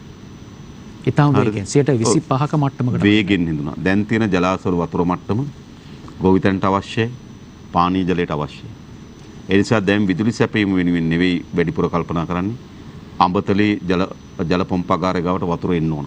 බලාගාරය ඇරලා පැය 6 තමයි එතෙන්ට වතුර එන්නේ. හරිද? ඒ නිසා බලාගාරය අරනවද නැද්ද කියලා තීරණය කරන්නේ වතුර අවශ්‍ය වෙන එක සාධකයේ මත. ඒ නිසා දැන් ජල විදුලියෙන් නිෂ්පාදනය අපිට එන හිටලා තිබෙනවා. ඒ නිසා දැනට අපි ඩීසල් ටිකක් කොහොමද දැක්ක ඔය තෙල් සංස්ථාව එකඟුණා මෙච්චර දෙන්න 27 වෙනිදා දෙක්ක දෙන්න. 27 වෙනිදා දක්වා එළිය දෙනවා. ඔව් 27 වෙනිදා දක්වා දෙන්න එකඟුණා මොනවා වුණත් අපේ රටේ විදුලි කැපීමකට යන්න වෙනවා.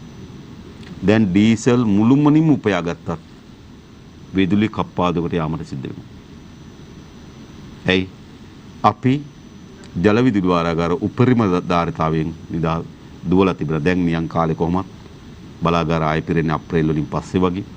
ඉතින් හදිස්සි මොකක් හරි ඔය අවපාතයෙන් එනවනේ. එහෙම අවපාතයක්වත් ආවොත් හැර අපිට අනිවාර්ය විදුලි කප්පාදුවට යන්න වෙනවා. ඉතින් මම මේ කියන්නේ මේ පාලකයා. ඒකට තමයි අපි ආණ්ඩුව හදන්නේ. නිලධාරීන් එක සාකච්ඡා කරන්න මොකද්ද සිද්ධ වෙන්නේ සිදුවිය හැකි අනතුරු මම දැක සමහර මේ වෘත්තීය සමිතිය කියන ඇම්පියර් කියන මොකද්ද දන්නේ නැති විදුලි ඇමතිවරු දාලා කොහොමද පාලනය කරන්නේ කියලා.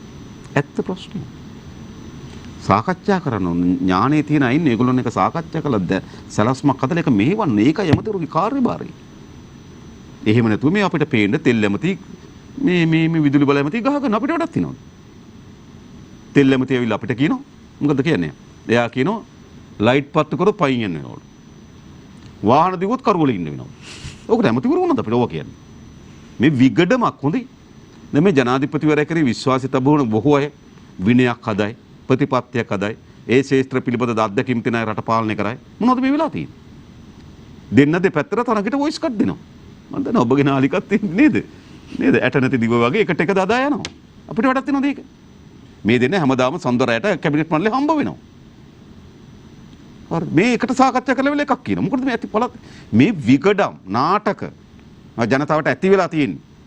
ජනතාවට අවශ්‍ය වෙන විසඳුම ඇමතිවරු දෙන්න අතර රණ්ඩුව ජනතාවට වැඩක් තියෙනවා.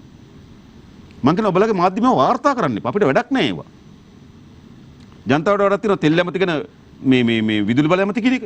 විදුලි ඇමති ගැන තෙල් ඇමති කියන එක ජනතාවට අවශ්‍ය දෙන්න එක කැබිනට් මණ්ඩලය දෙන්න එකට වාඩි වෙලා ජනාධිපතිවරු ඉන්න මුලසුනේ සාකච්ඡාව කළා විසඳුමක් දෙන්න.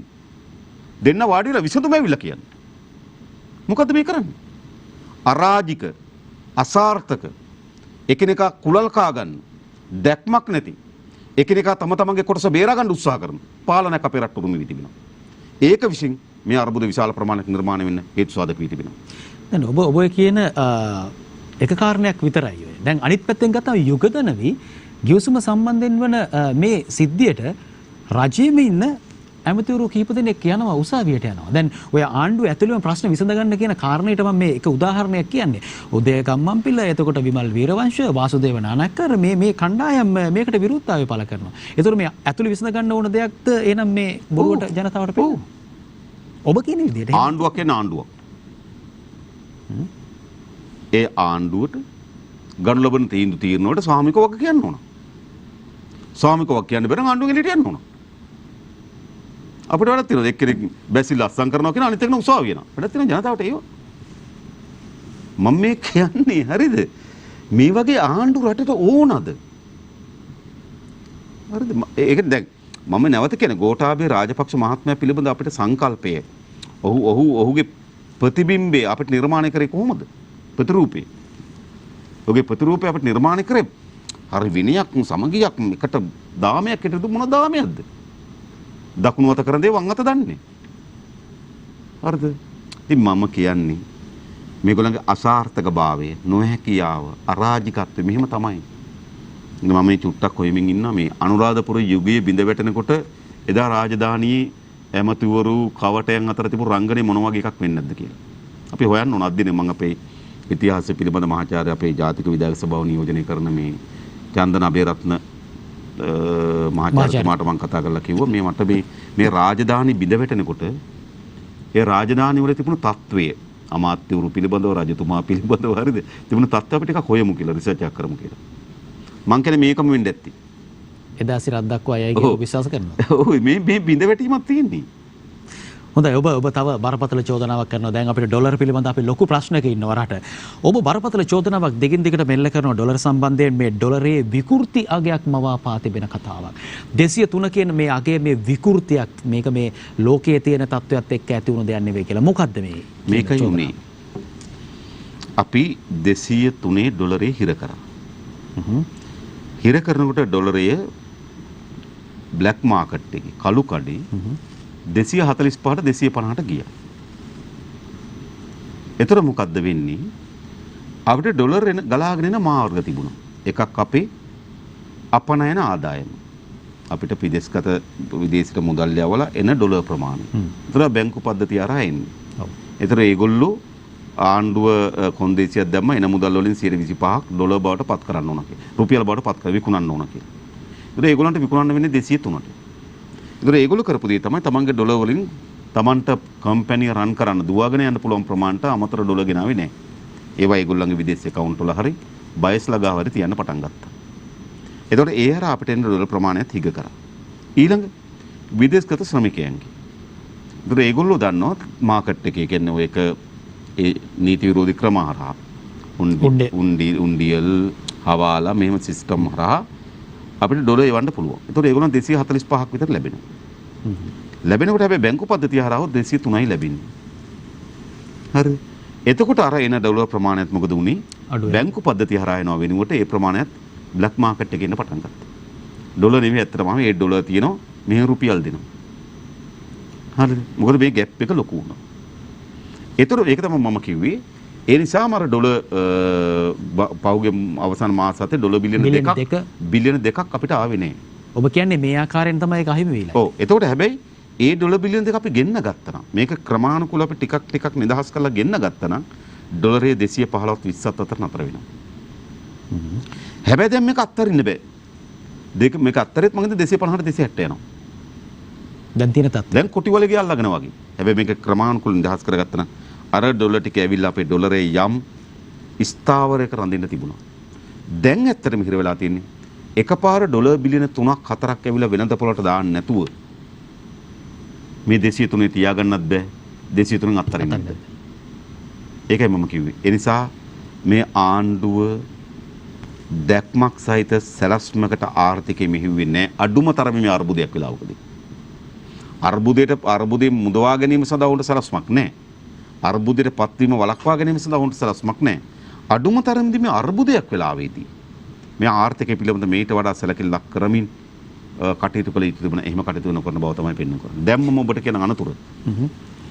දැන් අපි දැන් මම ගත්තොත් ජුනි මාසේ 2020 ජුනි මාසයට සාපේක්ෂව 2021 ජුනි මාසේ ඩොලර් විදේශගත ප්‍රේෂණ වල අඩුවීම 16%යි. 16%. ඊළඟ මාසෙ වෙනකොට 34යි. ඊළඟ මාසෙ 35යි. ඊළඟ මාසෙ 50යි. අන්තිමට දෙසැම්බර් වෙනකොට 64යි. ඒ කියන්නේ මොකද්ද? අර එන මුදල් ක්‍රමානුකූලව ටිකෙන් ටික උන්ඩියල් සිස්ටම් එකට තල්ලු වුණා. වැඩි 16 අඩු වෙනකොට දකින්න තිබ්බ දැන් මෙතෙන්ට හැරෙනවා මේක කියලා. එතකොට පිළියම් හොයන්න තිබුණා. පිළියම් හොයන්න නැතුව මේක දැන් මේ නීත්‍යානුකූල නොවන පාරට ගිහිල්ලා දැන් එතන පුරුද්දක් සහ විශ්වාසයක් ඇති වුණා. දැන් ඒකෙන්ම යන්න. දැන් අපි දැන් මෙතන 203යි 245යි ලොකු පරතරයක්. දැන් අපිට හිතන්න පුළුවන් එහෙම යනක සාධාරණයි කියලා. හැබැයි ඊළඟ 203යි 205 අතර පරතරේ තිබත් රුපියල් 2කට හරියනවා. දැන් අපි මුහුණ දෙන අනතුර තමයි මම බලමු මේ ජනවාරි වාර්තාව ආපුවම අපිට බලා ගන්න පුළුවන්. දැන් යලි කොහොමද මේක බැංකු පද්ධතියට ගෙනෙන්නේ කියන අනතුරට අපි මුහුණ දෙලා තිබෙනවා. උගත් විත්වත් පිරිසක් නේද මේ කටයුතු මෙහෙවන්න දාලා තියෙන්නේ. එතකොට කොහොමද මේ වගේ මිස්ටේක් එකක් අඩුම තරමේ අර්බුදයකදී ආර්ථිකයෙන් දේශපාලන අයින් කරන්න ඕනේ. අර්බුද වෙලාවෙදිත් ආර්ථිකය මෙහෙවන දේශපාලන කරුණු මත නම් මේ ව්‍යසන තමයි ඇති වෙන්නේ. මා මේ කියන අර්බුදයේ වෙලාවෙදිත් මේගොල්ලෝ මෙහෙවන්නේ දේශපාලන කරුණු මත.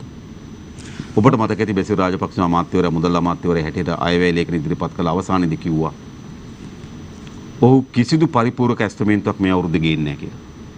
ඒකේ දැනට වෙන් කරලද මුදල් වලට අමතරව සතයක්වත් මේ අවුරුද්දේ මුදල් ගේන්නේ නැහැ කියලා. දැන් ඔහු හදිසි මේ දෙසැම්බර් 10 අයවැය ලේඛනේ සම්මත කරගන්න. ඒතර ආර්ථිකේ පුරෝගතන ඔක්කොම කරලා.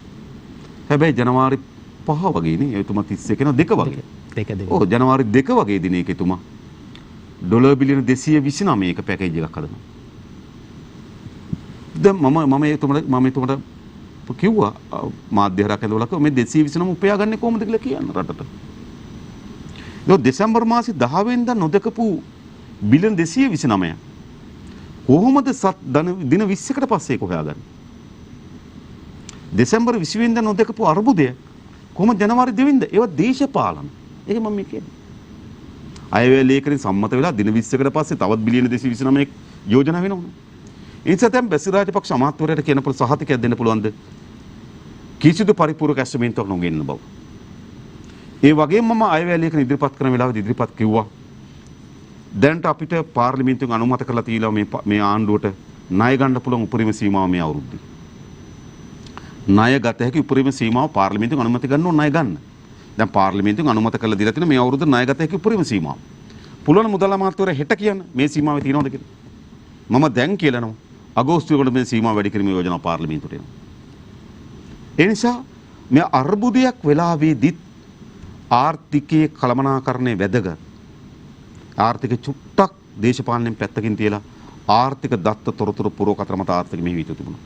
එහෙම මේවන්න ප්‍රතිවිපාක තමයි මොහොන් දෙන්නේ. හොඳයි අපිට ලැබිලා තියෙන කාලය ඉතා ඉක්මනින් ඉතා වේගෙන්ම අවසන් වෙමින් තියෙන නිසා බරපතල ප්‍රශ්න දෙකක් තියෙනවා. ඒ අතරින් ගොවින්ගේ ගැටලුව පොහොර අර්බුදය ඉතාම බරපතලයි. අපිට ලැබිලා තියෙන විනාඩි 5ක වගේ කාලයක්. නමුත් ඔබගෙන් ඉතා ඉක්මනින් මම සඳහා පිළිතුරක් ලබා ගන්න බලාපොරොත්තු වෙනවා. දැන් මේ කාබනිකද රසායනිකද කියන මේ ප්‍රශ්නෙත් එක්ක දැන් ගොවීන්ට හානි වුණ නිසා ගොවීන්ට රුපියල් 25ක වී සඳහා වන්දියක් ගෙවන්න රජය පොරොන්දු වෙලා තියෙනවා. ඔබ මේ සටනේ ඔබේ කණ්ඩායම හිටියා. මේ ප්‍රමාණවත්ද? මොකක්ද ඉදිරි සටන?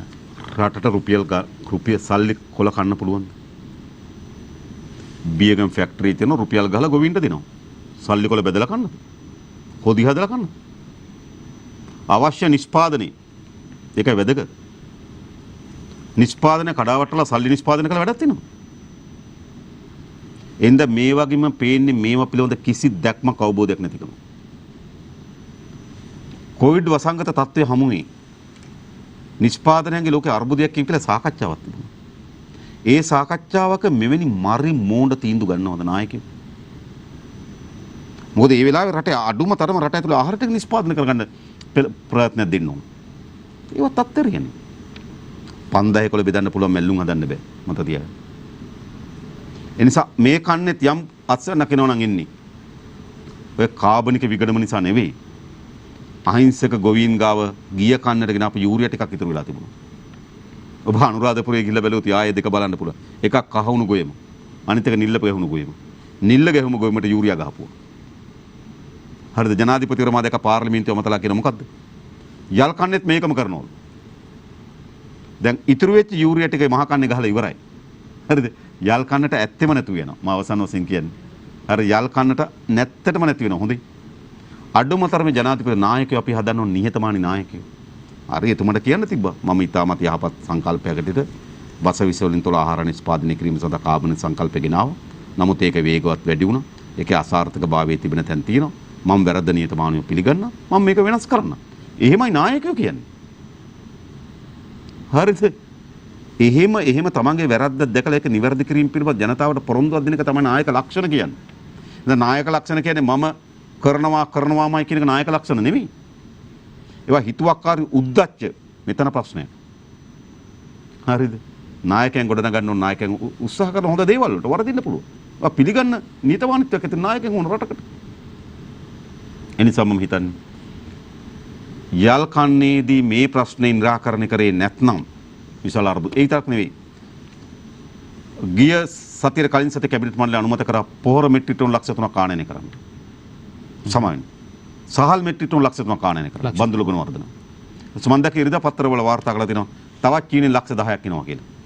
චීනෙන් ලබා දෙන්න බව ප්‍රකාශ කරලා තියෙනවා. රබර් කියලා නම් එකතු කරොත් කොච්චරද? මෙට්‍රික් ටන් ලක්ෂ 13. රටේ සහල් අවශ්‍යතාවය කොච්චරද? දවසකට සහල් පරිභෝජනයේ මෙට්‍රික් ටන් 6500. ඒකට මාසයකට 6530ක් නේද? සාමාන්‍යයෙන් ගත්තොත් 7 තියෙන දායේ 1.95ක් වගේ. 1.85ක් වගේ. බලන්න කල්පනා. ඉතින් මුළු අවුරුද්දටම අපිට අවශ්‍ය වෙන කොච්චරද? මෙට්‍රික් ටන් ලක්ෂ 23ක් වගේ. හැබැයි 23 ලක්ෂ 13ක් අපි ආනයනය කරනවා. කොතන තියෙන නිෂ්පාදනය? ඒ ලක්ෂ 23යි අපිට අවශ්‍යතාවය. කැබිනට් මණ්ඩලය ලක්ෂ 3ක් ආනයනය කරන්න තියෙන එක. චීනෙන් තව ලක්ෂ 10ක් කමන ලක්ෂ 13යි. ඉතින් මේ මොකද්ද මේ කරලා තියෙන්නේ? ඒ නිසා මම මේ නැවත කියන්නේ අපේ රටේ ශ්‍රම බලකයන් 28ක් කුසකර්මාන්තය. අපේ රටේ ජාතික ආදායමෙන් 7.5ක් කුසකර්මාන්තය. අපේ රටේ භූමියෙන් 11ක් කුසකර්මාන්තය. අපේ රටේ අපනයන ආදායමෙන් 25ක් කුසකර්මාන්තය. අපේ රටේ කර්මාන්ත වලින් 25ක් ඇග්‍රිකල්චර් බේස් කර්මාන්ත. මේ වගේ ශේෂ්ත්‍රයකට මේ වගේ විසුලුකාරී හිතුවක්කාරී තීන්දුව ගන්න එපා. මම මේ තීන්දුව ගන්නකොට මම පේරාදෙණි කුසි විද්‍යාපීඨයේ ජ්‍යෙෂ්ඨ මහාචාර්යවරුන්ට කතා කරලා ඇහුවා මහාචාර්යතුමා මේ යලේ තීන්දුවක් අරන් තිනවා මහේ කාබනික කරන්න මොකද වෙන්නේ කියලා. එතුමා මට එකයි කිව්වේ. ඒක ඒ විදිහට සාර්ථක වෙනවා නම් එතුමා මහාචාර්යවරයෙක් දක්වා ඉගෙනගත්තු ඔක්කොම බොරු කිව්වා. එතුමා කුසි විද්‍යාපීඨයෙන් දරුවන්ට උගන්වන ඔක්කොමත් බොරු කිව්වා. හරිද? එහෙම මේක තිබුණ විද්‍යාත්මක මතයන්. ජනාධිපතිවරයා වටා එකතු වෙලා හිටියනේ මහා විශාල පිරිසක් මේකට උපදෙස් දෙන පිරිසක්. අනේ ඒගොල්ලෝ උපදෙස් නෙමෙයි. ඒගොල්ලෝ වර්ණනා කරනවා. වැරදුනාද වැරදුවාද? එයාත් මං කියන්නේ බබෙක් නෙවෙයිනේ.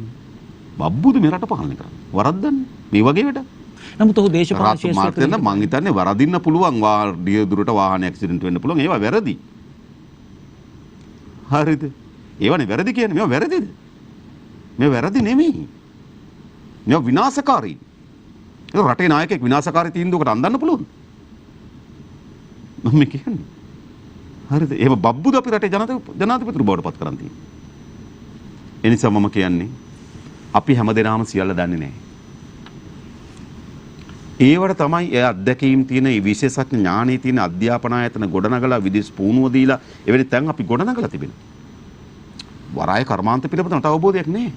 හැබැයි වරාය හා නාවික කර්මාන්ත පිළිබඳ නිපුණ දැනුමක් තියෙන ලෝකයේ අධ්‍යක්ීම් තියෙන ලෝකේ ප්‍රධාන නාවික සහ මේ වරාය නාවික ශාස්ත්‍රය පිළිබඳව අධ්‍යක්ීම් තියෙන දැනුමක් තියෙන මිනිස්සු ඒ මිනිස්සුන්ගේ අපි ගන්න ඕනේ. ඒ අදහස් ගන්න ඕනේ අපි එතනින්.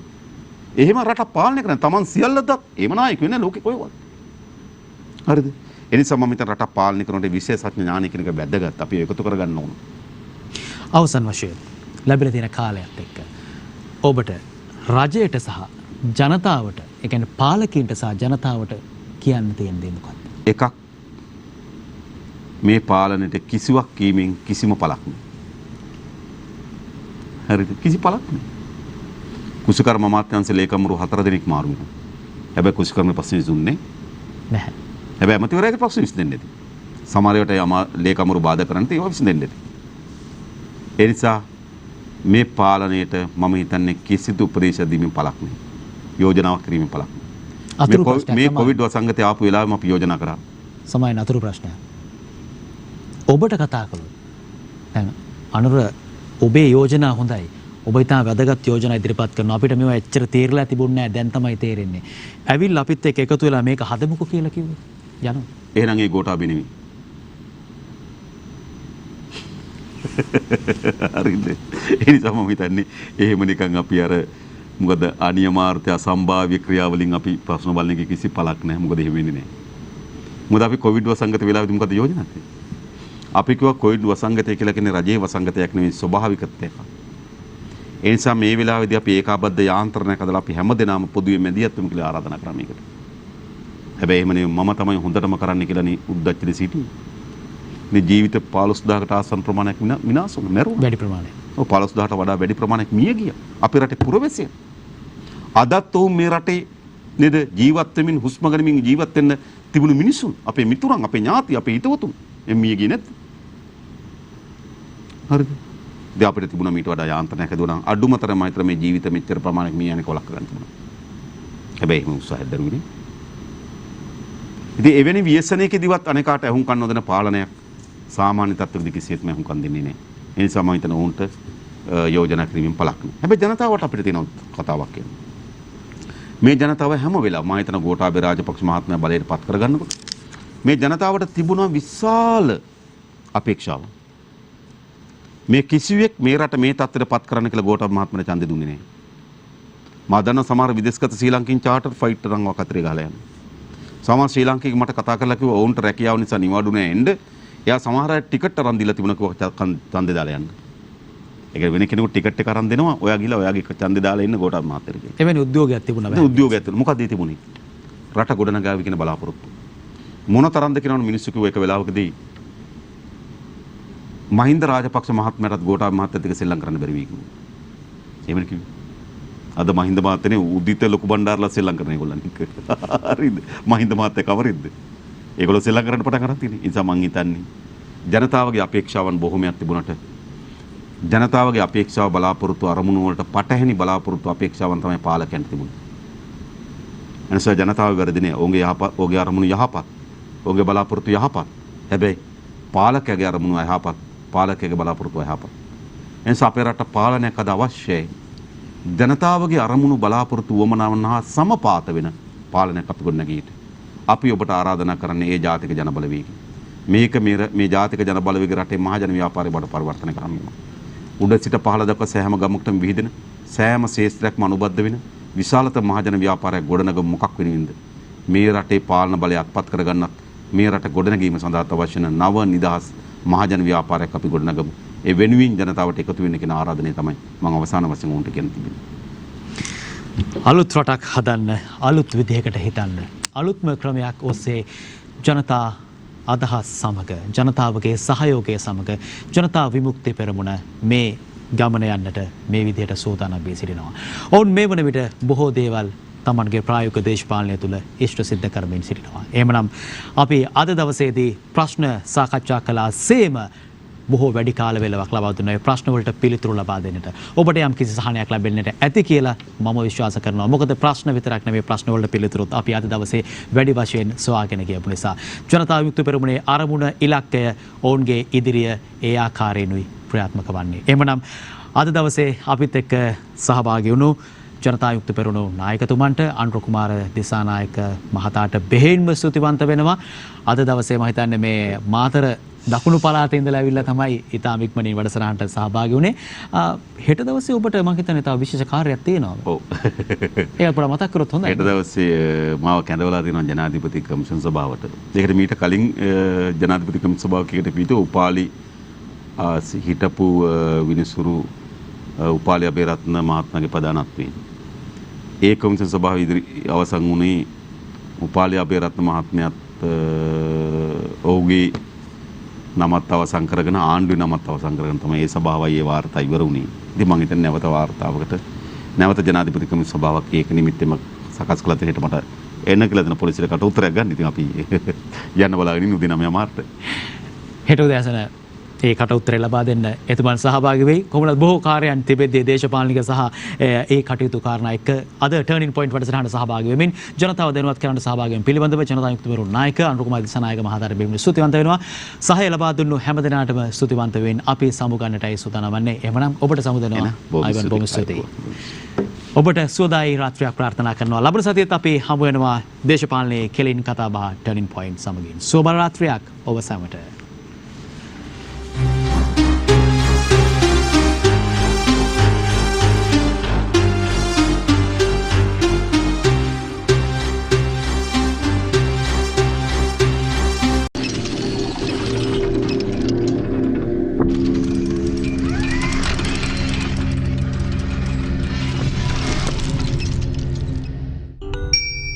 දිනපතා අලුත් වීඩියෝ සහ ප්‍රවෘත්ති නැරඹීමට ඉහත බටන් එක ක්ලික් කර සියත TV සබ්ස්ක්‍රයිබ් කරන්න.